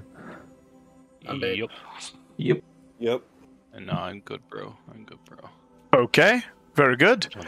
So, do you guys know who the Demon Lord is? That's the boy. That is indeed. It's my girl. Oh, It is. I get It 3 is. trillion XP for guessing. Hooray! I'm just kidding. Very good. Very good. And that is indeed. It's Zagatma! Yay! Is my girl. All right. I guess next week I'm gonna have to find a more difficult one. This is that, like, it's too you just easy. stretch out an image. Yeah, intentionally. Yeah. Can't do Vecna with all the promo that's been going on for the past 2 years. All right. So let's return back to the Ethereal Sea, where you guys had enough time to collect all the pile of treasures. I've rolled and put it in the Discord chat for you guys. So recoup our losses. yeah, it seems you guys made quite a profit. Yeah, we made a profit, so you'll be good, dude. Yeah, Just slightly. I'm not gonna let that gremlin steal my stuff. very good, very good. And That thing's got a death wish again, though, if we ever see it again. Well, listen, guys, we almost took it down. Like, If You I were could've very gotten close. enough, I would have. 35 HP from taking it down. yeah, Because he made that save on my final blight spell. So yeah. It Less than did that. make a ton of saves, and if I'd gotten close enough, it would have been no contest. But like everything was so far away all the time. Yeah. yeah, he had the advantage being on the bigger map because he could teleport 90 feet away. So Sneaky, Okay. sneaky little guy. I know. If only we would have gotten him in a dungeon like some people. Yeah. I know. Hey. Life, Hey. life is not fair. Well, at least. Listen, I maybe Midge is allowed to be a little bitter. You know what they say? Live and let lich. Considering I had another session where we had no idea he was even on the map because someone didn't even make him laugh to alert us that he was even on the map. Hey, not always. He has his mouthful. You want him to laugh with his mouthful he was eating. Yes. Come on. That's just rude, though. Can't do that. Well, the other giveaway was the music, but a bunch of you guys said you couldn't even hear the music, so that's No, I can't hear music. Yeah, I can't hear music. All I right. just checked reset all my settings. Yeah, I don't know why. I mean, Anyway, there's Roll20, plus there's Discord music, so there's yeah, both. I just reset the Discord. Midge. So after all of that, does Midge remember where the was he able to locate the spider? Yes, Okay. you think there is a face, but now, Midge, distance in the Ethereal Sea doesn't make any sense. But you believe there is a spider towards, let's call it 2 o'clock from your position. Okay. All right. So Midge will. Hey guys! Despite that distraction, I think I located a spider. Well, that's very good, Midge. No! We might need more than one. We're gonna have to ride those little bastards. Well, I did the best I could. Well, let's hope. Hopefully they're in packs. That'd be nice. Oh yeah. Sometimes there are 2 or 3 of those all together. Let's hope for it. Now, would Gloria be effective in this area, or is she ineffective? She can swim here, but she can't phase to the material plane like a phase spider would. So if I released her, like, okay, so it wouldn't be as effective as the spider then. Okay. Most likely not. Yeah. Okay, fair enough. All right.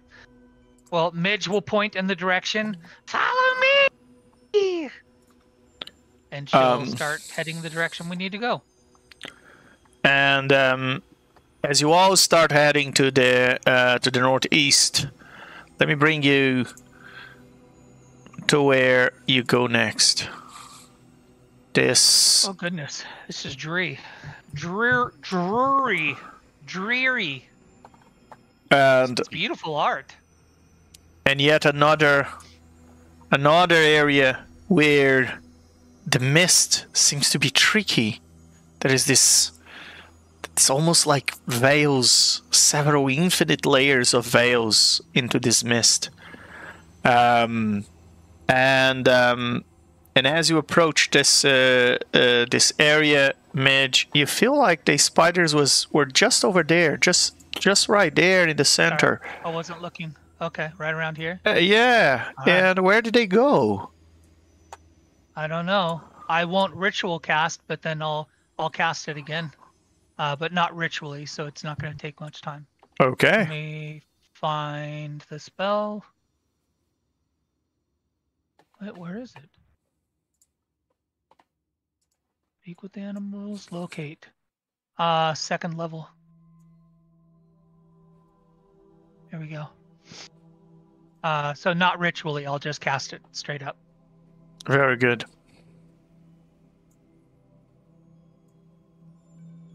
Do you want me to display it, or are we okay? No, it's okay.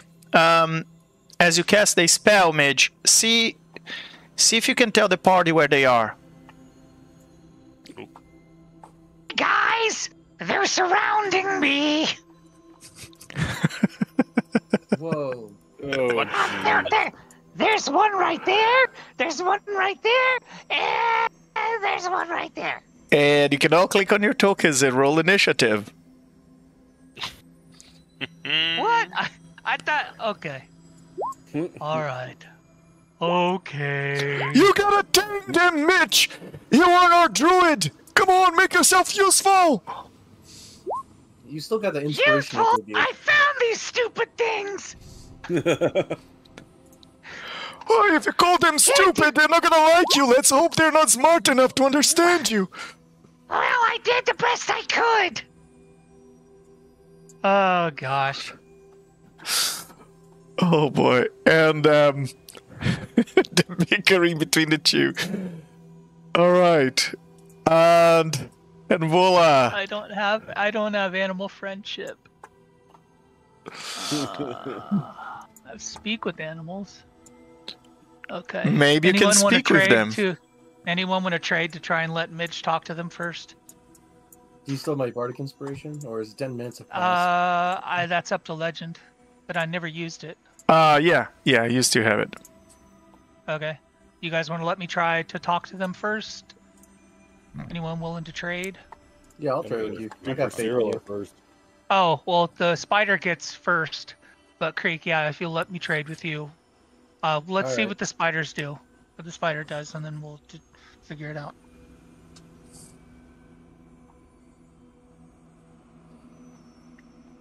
Regardless, the spider goes before us, so... Okay. Alright, so the spider there is in the middle of Midge, Cyril, Drazov, and Volkar. Gotta choose who is going to bite. So let's count 1 Midge, 2 Volkar, 3 Cyril, 4 Drazov. And Midge, that's you. 1. Okay. Alright, so with that, this is spider... Well, let me just double check something here. All right, and with this, the spider is going to attempt to bite you. Okay. And that's for a 7, and it clearly misses you. Yeah. Yeah, he does. Midge said, Hey, that's not nice! And Gnome dodges out of the way in between the mandibles.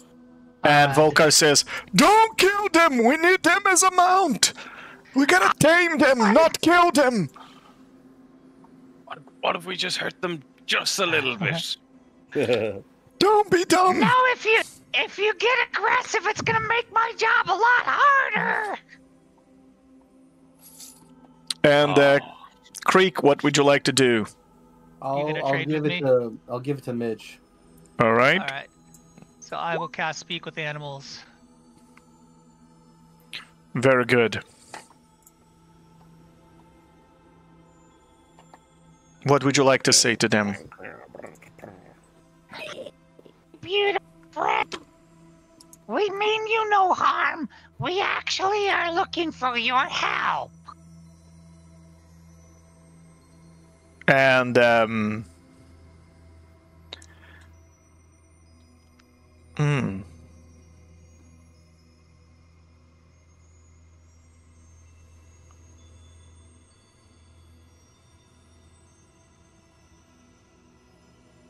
Okay.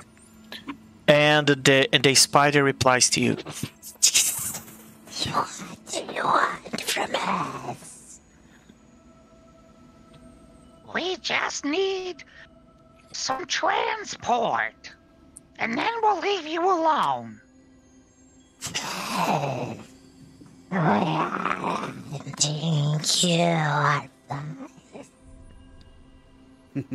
I couldn't understand that, sorry.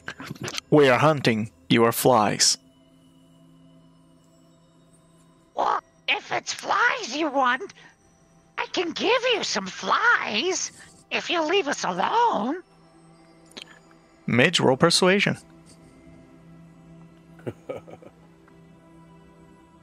-1. Come on, guys. I have Bardic. Alright, so that's 12, and what's the Bardic? A D12. A D12? Okay. Yeah. If it succeeds, I'm gonna give Cyril my thing, if it succeeds. I can also give you, It was just on... It was on the 12! I'm gonna give you Convergent Future to guarantee a success. To make it one above what it needs to be. Perfect. I use Infectious Inspiration on Cyril. And you get it now. Nice. And Many flies. can you make?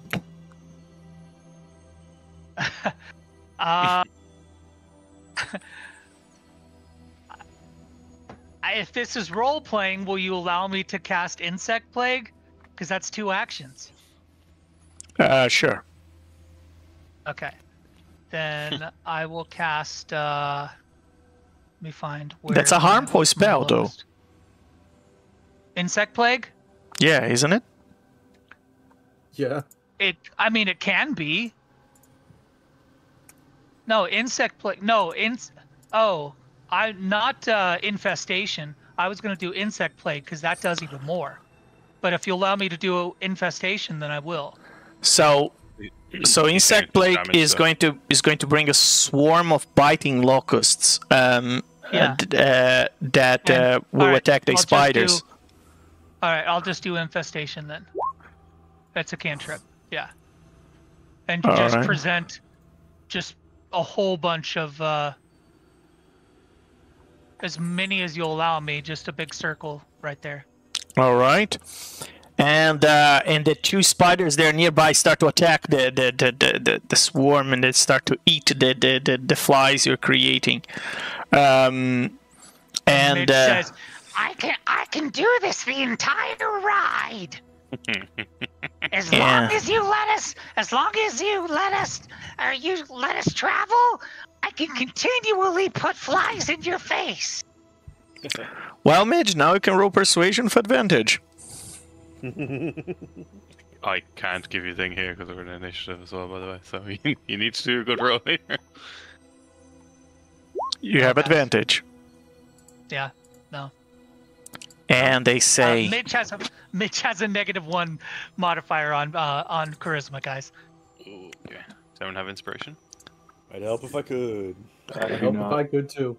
And a spider turns to you, Midge, and says, I'm not the horse. I don't like the fire one. You give me flies. I take you to the material. She said she didn't like the fire one? Is that what she said? Yeah. Raise off. Okay. So, so she'll say, Would one of you two allow the fire one to travel with you? And she's talking to the other 2 that have already eaten. Roll persuasion. Do I get advantage? Can I put more flies in? Can I put more flies sure. in front of them? Yeah. Since this is an RP thing, can I interject and use disguise self to hide the flames on my head? The problem is you don't understand what they're talking about because it's thanks to a spell that Mitch can communicate with them. Yeah. Oh, gotcha. Okay. Yeah. It's still only a 6. Guys, I'm not persuasive. Midge is like the least charismatic of us all. The phase spider don't even pay attention to you as they are more they're more focused on eating the creatures. Well, I got an idea then. But I'll have to wait till my turn. You are I'm considering you're out of initiative because the spiders are not being hostile. Okay. While they're focused eating the flies. Yeah. I go like so Midge. Midge will. I'll need to communicate because you guys don't know that the fire one is not. So I'll need to say. So I think so far they're interested in helping us, but Dre's off. You're screwed. They don't like you. It's your fire, I think. Let me try this. And he casts disguise self using his hat of disguise to make his flames disappear. There we go. Like snuffing out a candle. Yeah. He now appears to have a fun safari style hat. I was gonna say if that doesn't work, minor illusion could work. And the face spider says, Okay. You make more flies now. She will. She'll put it directly in front of the one she's talking to. She'll do infestation again. And the phase spiders spend some time eating the flies, and then Midge, you feel like while they're distracting eating the flies, you can try and ride them now. All right. So Midge will try and mount the one that she's been talking to. Yo. All right, so Midge. Hold on. How about a 28 for that? Very good, very good. Yeah. It seems you've managed to tame that spider in front of you, but Midge, Volkar tells you, look, they need to take us to the shores of the Ethereal that wash over Eberron's material plane. From there, we have to plane shift, because they cannot phase us to the material plane. They can only phase themselves. All right, Midge will relay that. Sorry, relay that to the spider that she's now sitting on top of. Don't talk, Gloria. And the spider says, I don't know, Eberron. Midge will tell, She doesn't know Eberron. oh yeah, they don't really go to college in their midst. Can you try and describe to them a place in Eberron? I've been there a few times, but quite frankly, it's a big world. so... Anyone want to give it a shot? So are we saying... Wait, I don't remember where you told... Can anyone describe anything in Eberron? Have any of us been there? Yeah, Do I have know any of us any been to Eberron? Do I know any tales of Eberron legend? If you haven't been there, you can, of course, try and describe. But that's what I'm... Have any of us... been there? Yeah. Roll an Yeah, Arcana. can we roll Let's see. Yeah. our history? Yeah, more Arcana. Intelligence? More Arcana. More Arcana? Okay. Yeah, if you've never been there. 29. Yeah, it's a 5. 21. All right, Cyril. You know more. You know more about Eberron. You and Drazov and Creek. All the three of you know about Eberron. And is indeed this. How can we describe this to you? Cyril, what you know is you know about this cemetery called, what's Volkar described, called the Mount Ironmount. It's a wasteland scattered with broken war machines. And you know this because is a great place for this sort of clockwork wizards to go find some good gear and salvage some good equipments from the dead robots in order to build your clockwork stuff. Creek, you hear about Eberron. You hear about Eberron, but all you know about Eberron is, unfortunately, not very helpful, because what you heard is about the greatest pubs in all land, and unfortunately, even if you give the name of the pubs to the spiders, they're not gonna know anything about it. Makes sense that Midge doesn't know if it's all like automatons and all metallic, because there's probably little vegetation there. So she's like, Screw that place. And Drazov, is it really Eberron? Won't you remember? Or is something else? Were you there with Vecna that time? Oh no, you were with a party scouting. It's like you're having overlapping memories. Like, no, you never been there. But wait, you do remember being there once. In this in this crazy place where time runs backwards. Anyway, with Vecna looking for talking to some weird guy that it's like an artificer, but he's a flash crafter who makes creatures and things with flash. What was the name of the place? Zoriat. Yeah, that was the name of the place. Trace of Zoriat.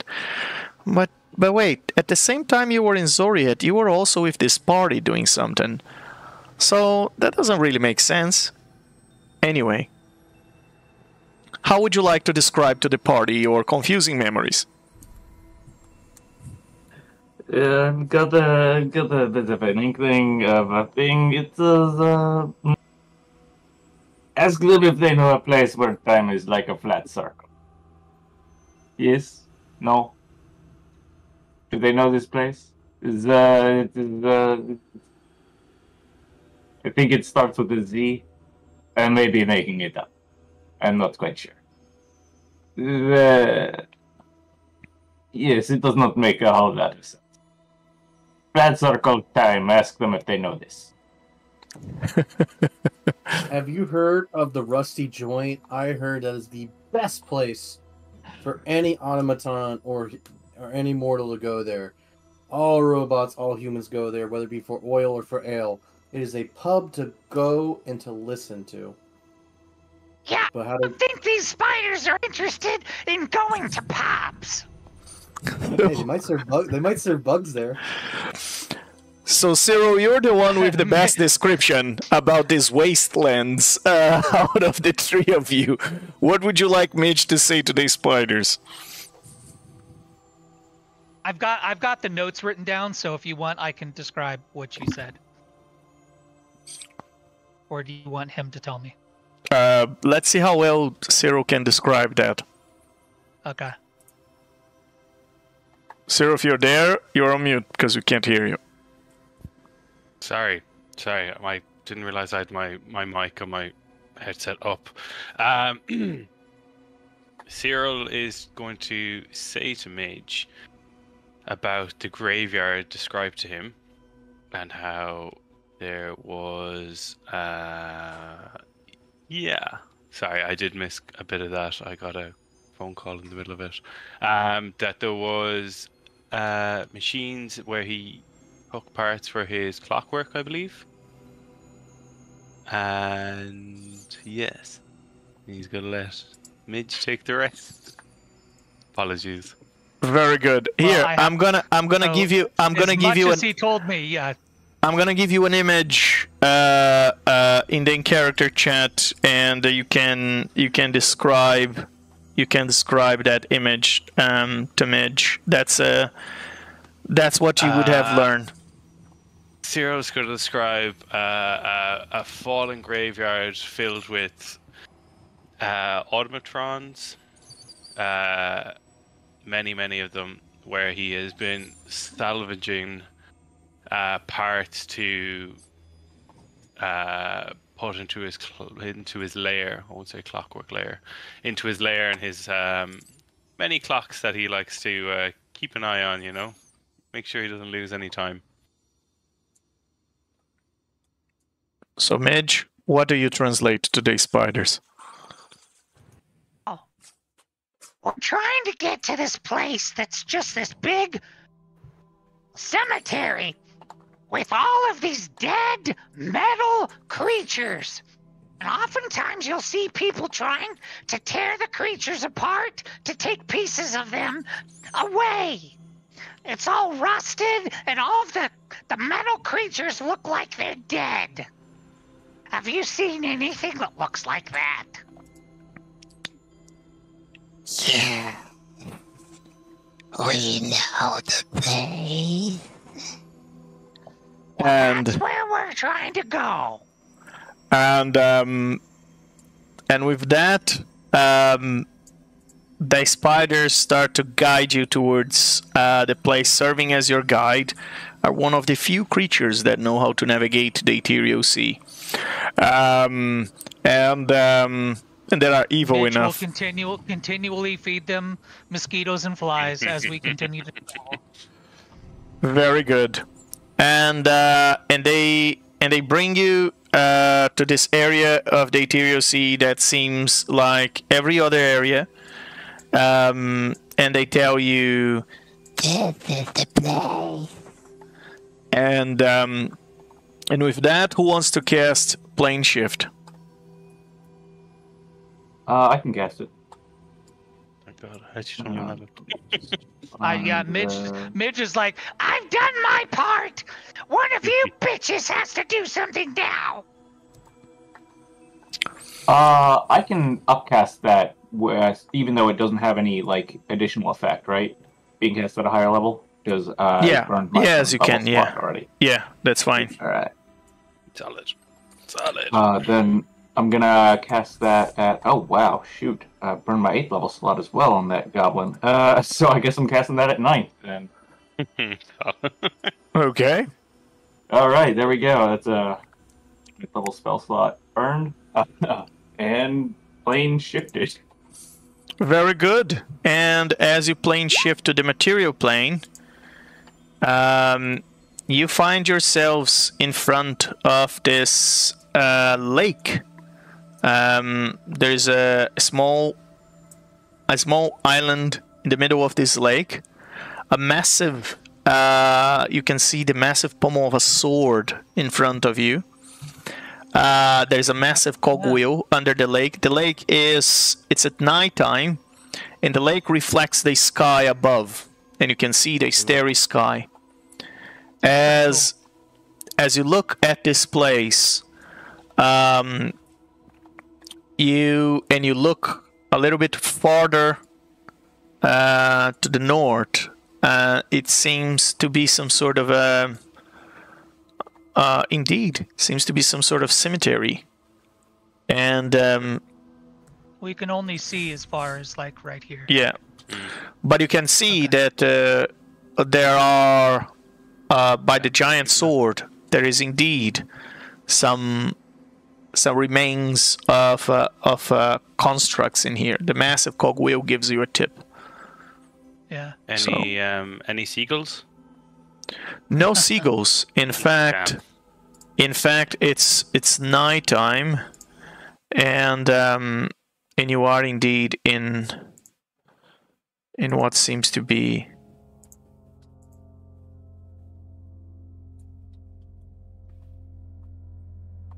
this very, very ancient and abandoned place. You hear the sounds of the night, and yes, Midge? Midge is immediately, she wants to inspect the algae and fungus that's accumulated on the hilt over here. Oh, and as the spiders deposit us, Drazolf is also going to cast Infestation to give the one that he was riding on one last little meal. And as it's gorging down on that, he's gonna pluck a few hairs off of its back and stuff them into a vial. Very good. And as Midge sees you do that, she looks at you. You mean you could have been helping this whole time? You bastard! Yeah. I did not want to steal your fun. You're right. It was fun. Very good response, Drazolf. Ronaldo's just standing at the edge of the shore, peering into the reflection of the stars, and he's just lost deep in thought. And he's like, Marquita Slide, more like Marquita Stupid, making the same mistakes over and over again. Maybe she was right. And Cyril, you as well can still hear the echoes of your wife's disappointment in your mind. Some things never change, eh? It's okay, Ronaldo. I just had one of my, someone from the past tell me how much they're disappointed in me. It was a ghost. Well, they're still trapped. It's like, no matter how hard I work and no matter what I achieve, like, I had nothing. My family was destitute, and now I'm a marquis, for God's sakes. Marquis with a mansion, and yet, even still, I find myself in this cosmic struggle with the Vecna, and then there's this goddess who I come in contact with, and compared to them, I'm still back to being that nobody workman with a dirty apron and hands covered in ash, struggling away at the forge, and just for what? I don't know why, even after all these centuries as a lich, over and over again, I find myself back to the same place. For what is it all for? It's always just nothing, nothing, nothing.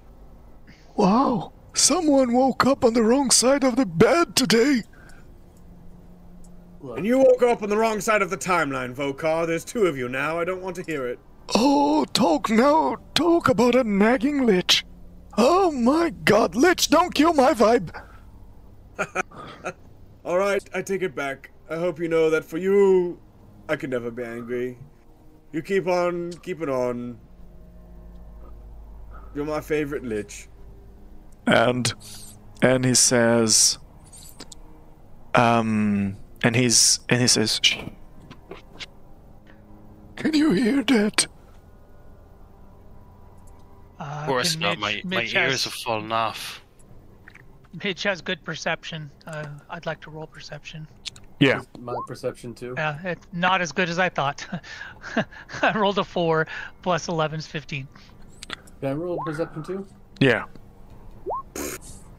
Ronaldo is wow, guys, really, it's unbelievable.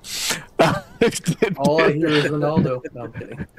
No wonder you got mugged by that goblin. Wow, said, look at this perception, Cyril, the only thing you can hear is the disappointment of your wife. Oh, don't say that. Oh boy. And Ronaldo is so distracted in his own thoughts. He can't. He can only think about the evening glory, and should have him put that vestige in his phylactery. Why haven't he done that? Oh boy. And Drazov, well, Drazov, you distracted trying to light up your head again. Yeah. He does his best thinking when his head's on fire. Yes, and on that note, let me make you emit bright light. Midge, you're too distracted by the fungus you're investigating. Okay. And Creek, you and Vokar, you hear the sound of metal dragging on the ground. And Vokar says, "Now there are people inside his house. Their movement in. Now, keep your guard up. You never know when Kaz or Vecna or whatnot is preparing something. Now, what the hell is this?" And Vokar goes to the north, and he says, "Oh my god, this is huge!" Hero's gonna follow him over. And as you guys follow him, can I take a sample of this fungus? Is Yeah. there anything? Can I do an investigation or you can do a check or anything? nature check. Okay, all right.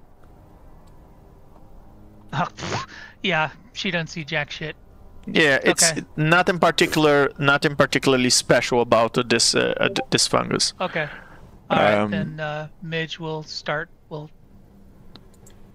And as you approach Volkar's position, what was once a massive bipedal war machine made of stone, metal, wood, and now lying ruins inside this lake.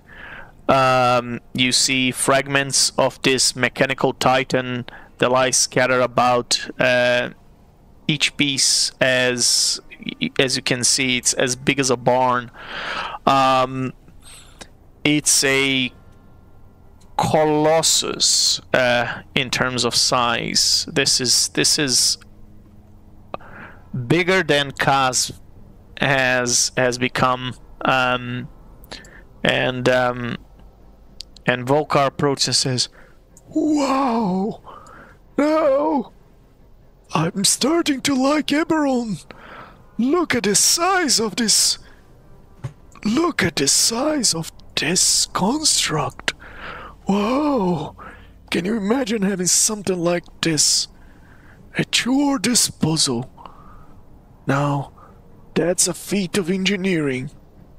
And you see the reflection of the massive moon of Eberron over the lake, and the night is clear as the day. There's no light around. There's a lot of there's no clouds in the night sky, and there's a lot of light coming from the stars and the moon. Now all of you do hear the sounds of metal coming from the inside of the house. And yeah, I was about to ask. Midge would like to start walking that way. Towards the house? Really? Yeah. Do you guys want to follow me? I'm really curious. I'll follow Midge and say quietly that I do hear something in there, as I'm following right behind. Ronaldo wakes up from his moping for a minute as the Forge Master within him kind of awakens, and he's just like, Who can build such a thing? This is incredible! And then trying to get guilds of people to try and cooperate enough to build such a thing. What happened here? Amazing! What's this?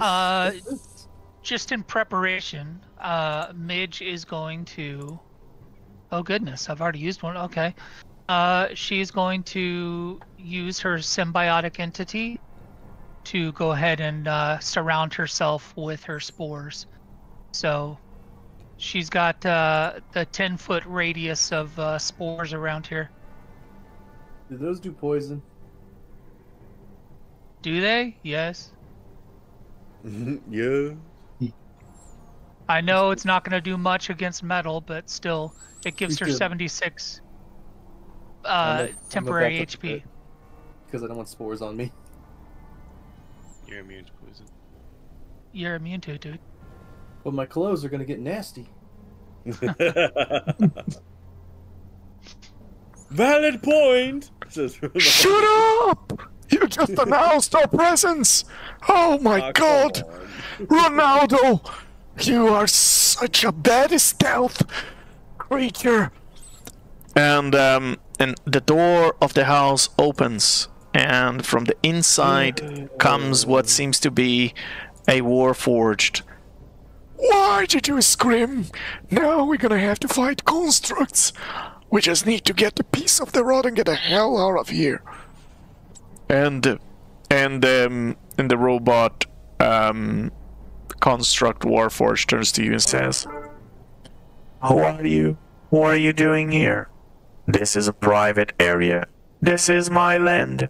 You must leave immediately."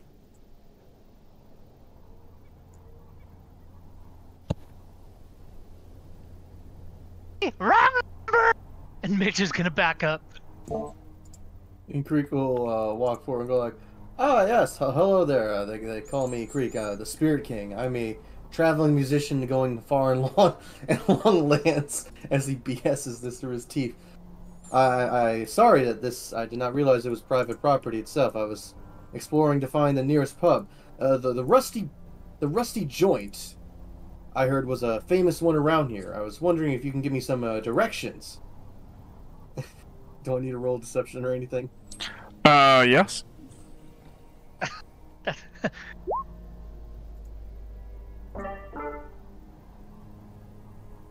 I never heard of it. Sounds interesting. Yes, I try to look for all pubs all around, from the material to here in Eberron. Do you have a map by chance, somewhere that can help guide me? No, this is a private property. It's not a pub. You can move along now. I'm aware of that, but you don't have any directions to guide me anywhere? No, that's not my role. My purpose is to defend the private property, and you are trespassing. I will give you 30 seconds to leave this private property. Very kind, thank you. And Creek's just gonna start walking. 26, 25, 24. Guys, do something, as I whisper over to Midge and trace off. Just leaving. 17, 16. Keep going, keep going, keep going. Keep going. Drazolf is tries to climb over the little giant sword handle here. Absolutely fails because of his complete lack of strength, and eventually just Misty steps his way over. Oh, you still have 3 strength, right? Yeah. Yeah. All right. As you are all heading towards the moment, Ronaldo, you step on that giant colossus, the Warforged says, I warned you. and as it says that, it runs towards the edge of the island and jumps all the way 100 feet in front of you and lands in front of you and says, You're trespassing. Now you have to leave by force.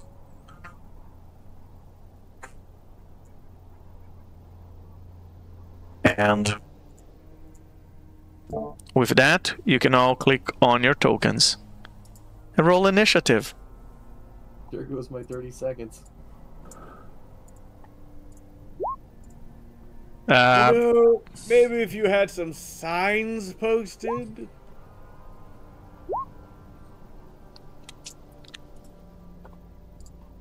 And Ronaldo, you rolled a 15.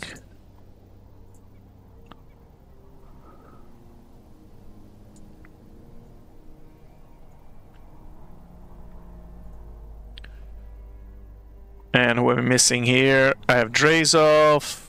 Alright. I'm missing Volkar and the creature. Alright.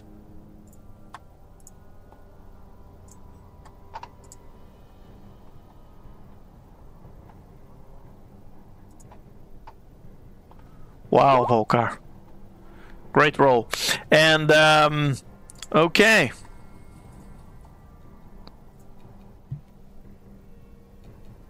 And a creature. Cyril, what would you like to do? So much. So much. So many things. What's the range on this? Cyril is first gonna move his 20 feet, which is just before Volkar. And he's gonna look to this Warforged and say, Listen, bud, I'm not in the mood for this. I've just fought a goblin. My wife was given out to me from the grave, and now you're telling us we can't be here. We'll be in and out in 5 minutes. Give us 5 minutes, please. And no, you are not allowed. Leave. And as it says leave, you've noticed that it's tap dancing on top of the metal creature. For a little bit, you just hear doing some stippity steps, and the stippity steps it does on that metal plate, the chest metal plate, echoes throughout the interior of this massive colossus. And just like that, in a split of a second, you sense something much more powerful has awakened inside the Colossus.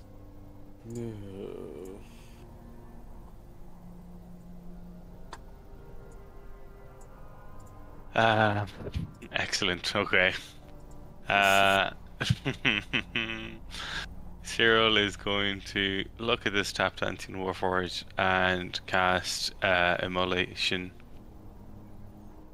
which is for 30 points of fire damage, and it's a dex 18. Sorry, it's 50 points. For 50 points of fire damage, dex 18. 18, and he'll remain on fire.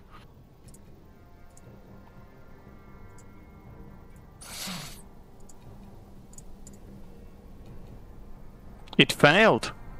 And as you set this creature on fire, you fry its circuits, and you just see it falling to the ground. And well then, okay. Good job. Okay. Cyril's just gonna look to the rest of the group and Just say, know how to handle robots. right, let's speed things up. So will we? Ooh, the house must be free. So No. Ronaldo are loot. we aware? Are we aware of? Would Ronaldo be the only one aware of something awakening inside this? Ronaldo, I'm gonna Goliath, call Ronaldo and Creek would be aware that there's they sense the presence of something big coming. Okay. Cyril, that's the end of your turn. Cyril's just gonna look to the rest of the group and say, let's get in and out here as quick as we can. No Ronaldo dilly-dallying, no loot monkeying, none of this. I've had enough. My Ronaldo's wife like, is- "Sarge, we gotta run!" I was like, Midge start. If it was, yeah, I was like, Midge was about to start walking towards the house. No loot monkeying. My wife's already annoyed with me, and she's dead, and I'm sick of this. And he's gonna cast as a bonus action, Misty Step, to go an extra 30 feet Very good. away from the house. In the spirit of Halloween, Ronaldo's gonna feel the tremblings beneath him of the robot, and he's gonna shout to the other ones, "It's alive! Run!" I think his wife got to him. And Drazov, what would you like to do? He's gonna just move his full move and Misty Step, so 60 feet. That's about there, I think. Yeah. All right. And Ronaldo, something is walking out of the eye in the the head of this giant colossus. And as he steps outside, you see this massive creature that you can't even explain at first. What even is it? Ugh. It looks like some sort of devil with swords flying around it. It's like fear and death and war made a baby, and that baby was deformed, and that deformed baby apparently grew up quite strong and was raised by devils, and he became some sort of overlord, and that overlord is now here in front of you, as an incarnation of the most foul battle impulses, fear, greed, hatred, all of that. It's like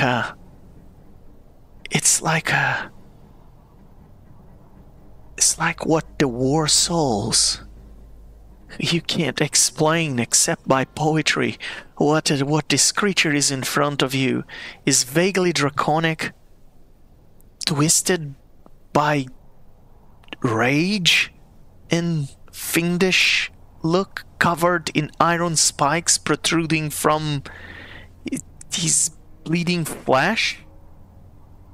It's about 15 feet high, and the shoulders and the wings span over 40 feet.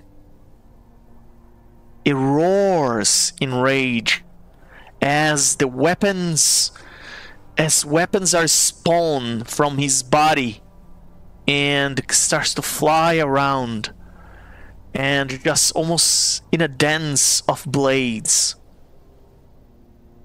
You have no idea what this creature is, but this is not your everyday creature.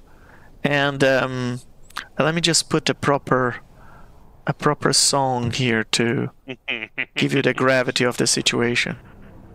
Good luck. Is basically what he's saying. And it flies. Probably. It has some 40-foot wingspan.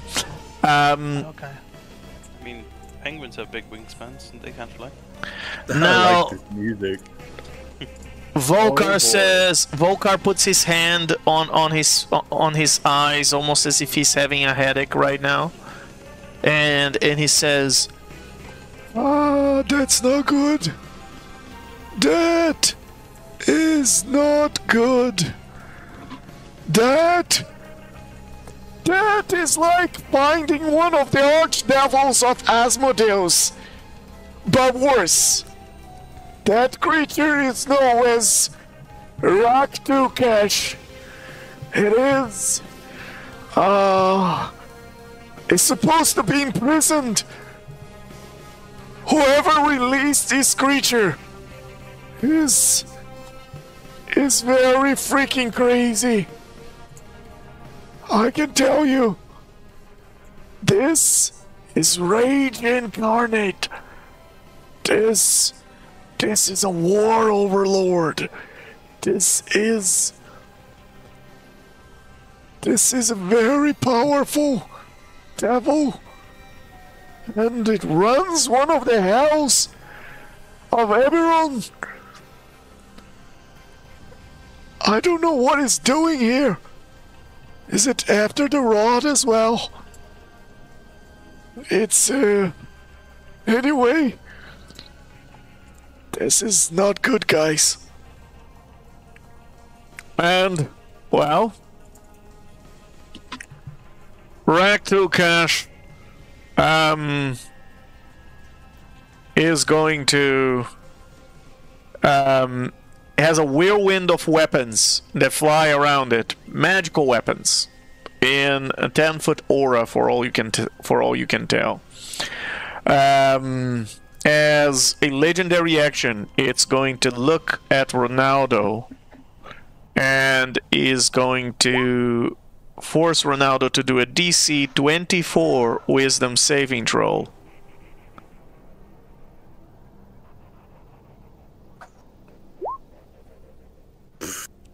And Ronaldo, you gotta use your reaction right now to make a melee attack against a random creature of Rakutash's choice. You can use your movement. Choose a random creature to attack. Can it include the dead robot? As you suddenly burst into rage, and you have advantage on this attack, and you gain a +4 to damage roll. Well, no one's in range though, so you can't walk 30 feet in attack. 30. Oh, I guess Creek and Cyril just make it. I think I have the highest AC, so probably best to attack me. It's a random creature, so roll a d4 between 1, 2 is Creek, 3, 4 is Cyril. Exactly. As you're just filled with rage, Ronaldo, right now, and you just feel like you just want to smack your companions. That's you, Creek. Oh boy. Rip. You just see him just scurry over.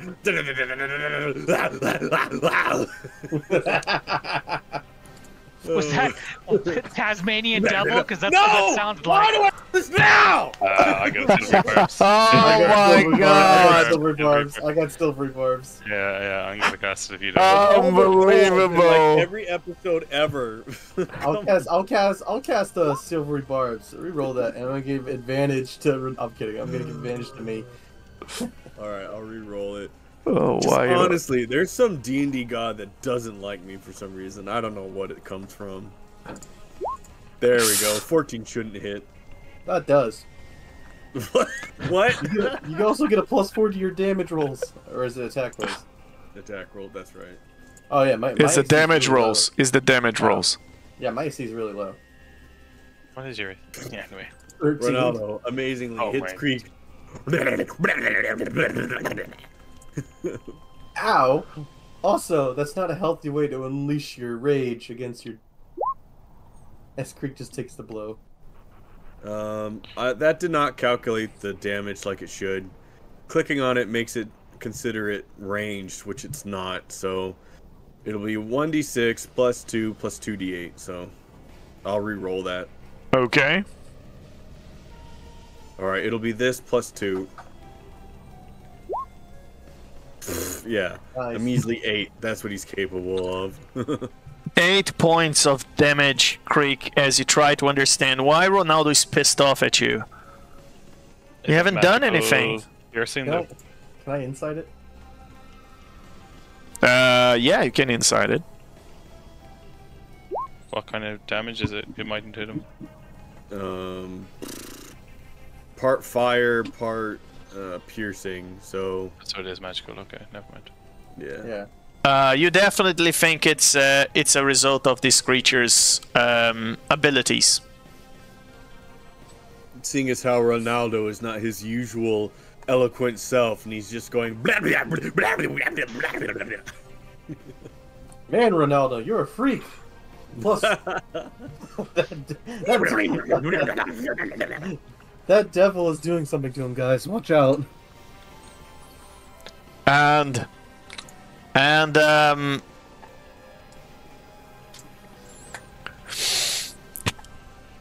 now it's the devil's turn, and it's going to attack. As it see Ronaldo's attacking Creek, it's going to give support to Ronaldo and is going to attack Creek 4 times. With it's going to make a ranged weapon attack with the spectral weapons that fly within 10 feet radius around it, and that is an 18. An 18, a 19, a 31, and a 26. But wait, I'm just need to double check something. You say a 31. Yeah, a 31 is a crit, and yeah, the 31 is a crit. Can I silver barbs that? The crit, yes, and the 31. Go ahead and cast it. Yeah. Silver barbs. Here we go. And to who you give your advantage? Does Ronaldo's does he go back to being normal now on his own turn? Yes. I'll give it to Ronaldo, so he's next in initiative. Very good. And now it's a 22. So how many of those hit, Creek? All of them. All of them. So that's a total of, this is 28, 50, 66 points of force damage. Oh, Creek's not looking good. And the demon or devil or whatever this fiend is says to you, I want the pieces of the rods that you have as well. I know why you are here, Volkar. And it's now mine to possess whatever it is that you have. You have no chance against my rage. whoa! Surprise, surprise! It seems We were expected. As usual, Ronaldo. As usual, Ronaldo, we are not discreet at all. To be fair, I was just joking out of character, but whatever. Well, it came out in character. Let's just go. All right. So, that's the end of that creature's turn. And, Ronaldo, what would you like to do?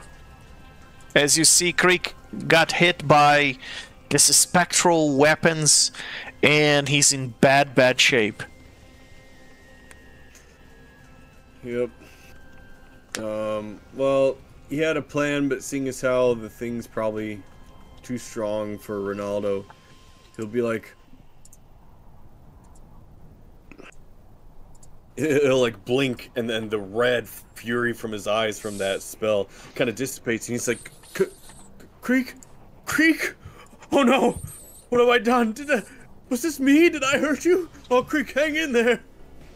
And he's gonna... I'm dying again. Up. Go ahead. No, that's what I was just saying. I'm dying again. I'm dying again. Not under my watch, Creek, my boy.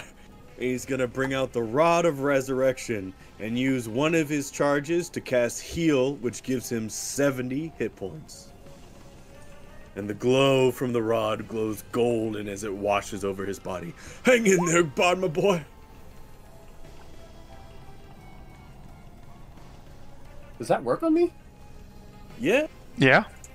I thought heal doesn't work on undead. It's one of the healing spells that does. Believe me, as the cleric of the party, I combed through the healing spells and I know which ones don't work on us and which ones do. Thank you. Yep, 70 HP. Yes. Solid. It also cures any effects, so disease or blindness, deafness, etc. affecting. Oh wait, Ronaldo. It says this spell has no effect on constructs or undead. God. You know how it slipped by me is because it's an item and not one of the usual spells I have. Oh, alright. 70 points of emotional damage. Emotional damage. My part. Emotional damage. Darn, I forgot that the rod is only good for one thing and not all of its abilities. Okay, well I still have a healing spell. It's not going to be as cool as 70 freaking points. But geez, you're so low.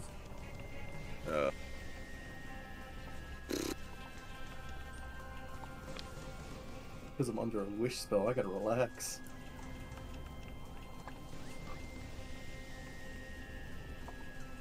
I've used so many spell slots already.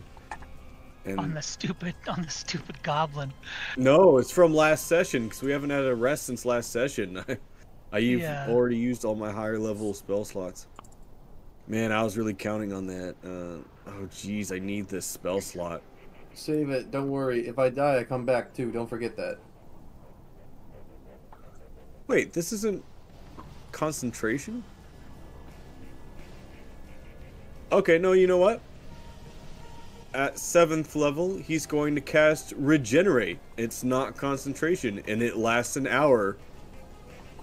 Very good. Wait, you can do that within a minute? Duration for an hour. Oh, casting time 1 minute. Gosh damn it. Alright. I got Regenerate too. Yeah. Alright, never mind. Do it. Sorry, bud. Hang in there. But he's just gonna cast Banishment on the monster. Charisma 17 saving throw. Banishment on the monster. All right.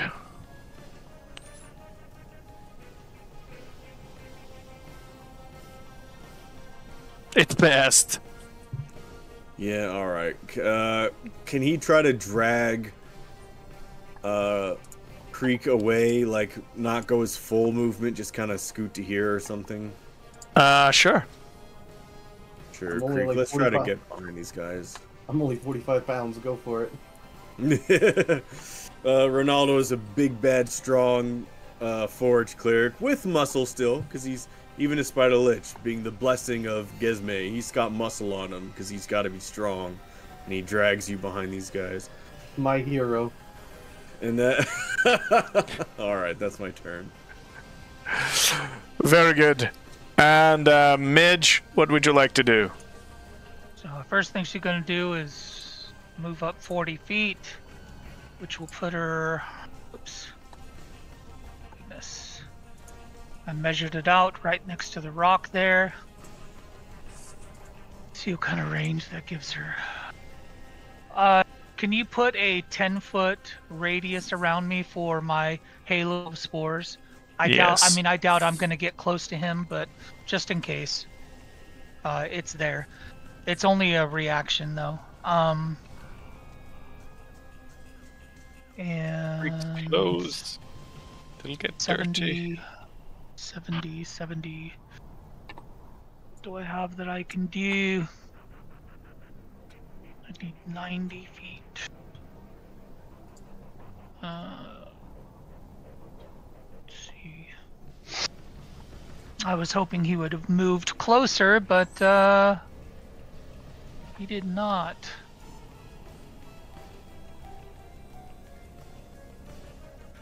Um,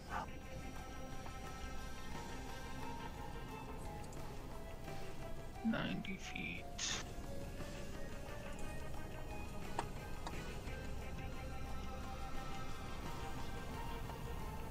That's concentration.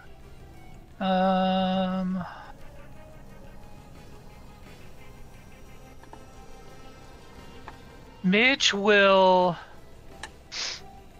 point at this creature and okay. At 4th level, she'll cast Confusion. Very good.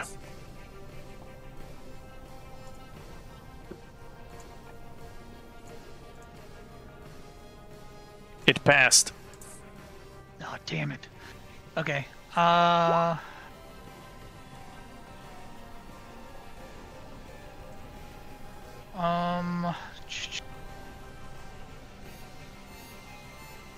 So I'm already in my wild shape.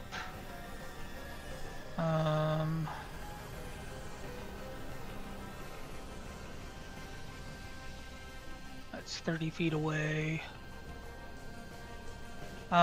Shillelagh is good for the whole day, so that should still be there just in case. I can only do that 30 feet away. I think that's going to be it. That's all I can do. I don't have any bonus actions that are good enough to do anything, so that'll complete my turn. All right. And with that, Creek, what would you like to do? Creek will bonus action. He'll activate another charge of his greaves to bring his movement up to 60. Going like, oh, thank you, Ronaldo. I'll make sure to get some speed away from this hate-filled devil. So now his speed's 60. Guys, I kind of want to make the gamble here. If I cast a 4th level spell, I have to roll 4d10, but I feel like I need to do something, otherwise I'm going to be completely useless this encounter. Do what you gotta do, bro. Yeah, we don't have to fear about death. Alright, I'm going to do it. Let's see if the necrotic damage kills me first. I'm going to cast Ralathun Psychic Lance at this bad boy. So as you see here, Creek's final arrow comes out of nowhere, right at the bad guy.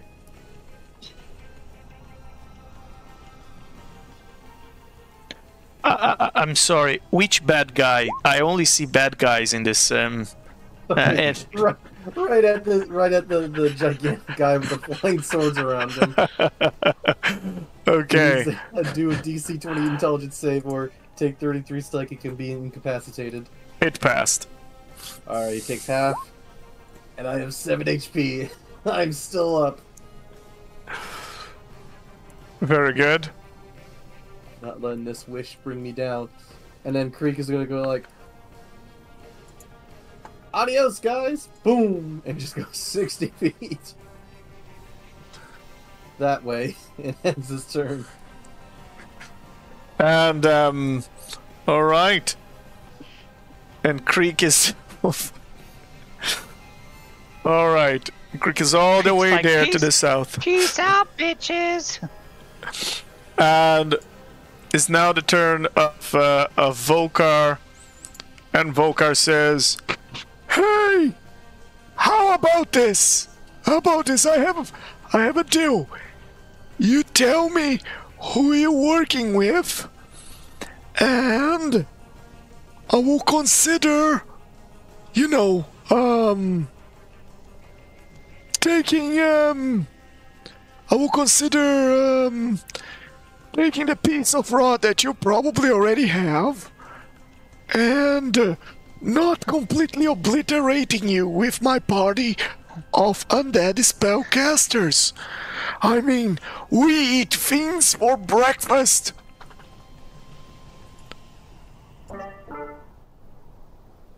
Volkar, don't antagonize it! There is nothing you can say to me that will change anything. Oh, I'm glad you said that. And Volkar pulls his iron flask that he bought in Sigil. Oh, nice. And he says, "You know, there's this nice market in Sigil, and it sells all sorts of nice creatures locked inside an iron flask, and I had the pleasure of buying one that is totally worth the money for this sort of situation." And as Volkars pull out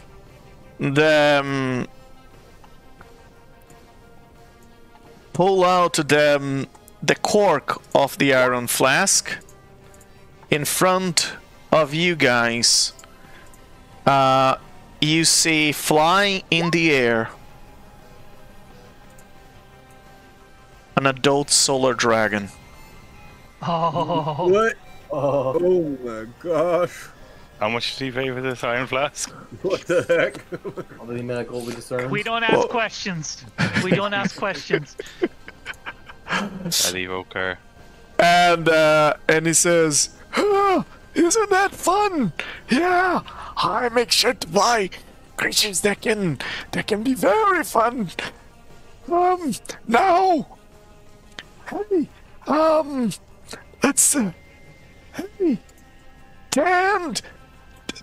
I just call him Dan. I don't know his name. Hey, Dan, would you mind be a deer and burst the hell out of that devil for us? And while you do that, I'm just gonna come over here."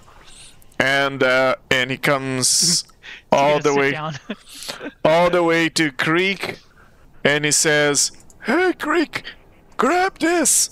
And as a bonus action, he's gonna troll a potion of. I mean, let me just see the size.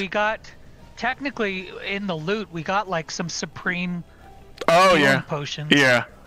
We just haven't gone through it yet. Yeah. He throws to you a potion of supreme healing. Oh, as a thank you, bonus Volkar. action. It says, "Drink that. Probably gonna make you feel better. Now we just need to let Tem do the work for us." And it's now the turn of the dragon, and it's of course going to release its photonic breath. And the creature in front of it gotta do a DC 19 Constitution saving throw, or it's going to take 10d10 radiant damage.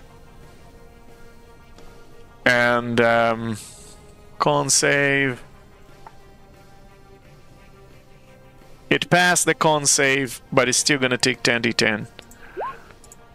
Still gonna take half of 10d10, which is 34. Takes 34 points of radiant damage. and it's not blinded.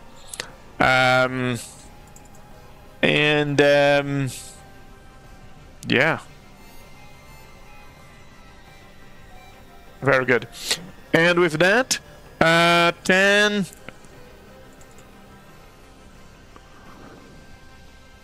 10 is done. And as a legendary action, Raktukash is going to return the favor and is going to...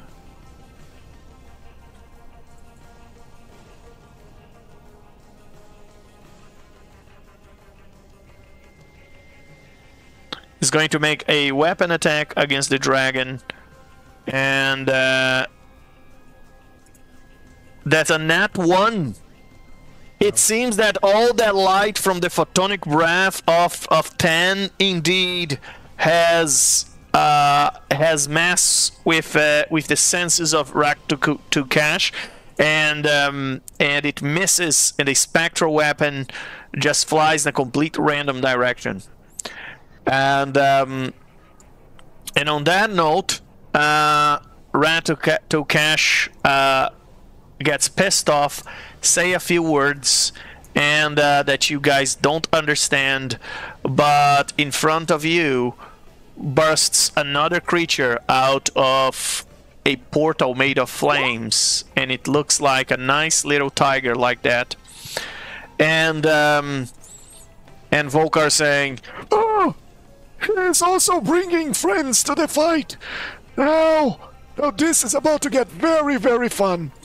But it will get fun in the next session, because let's wrap this up here as we conclude this session tonight, and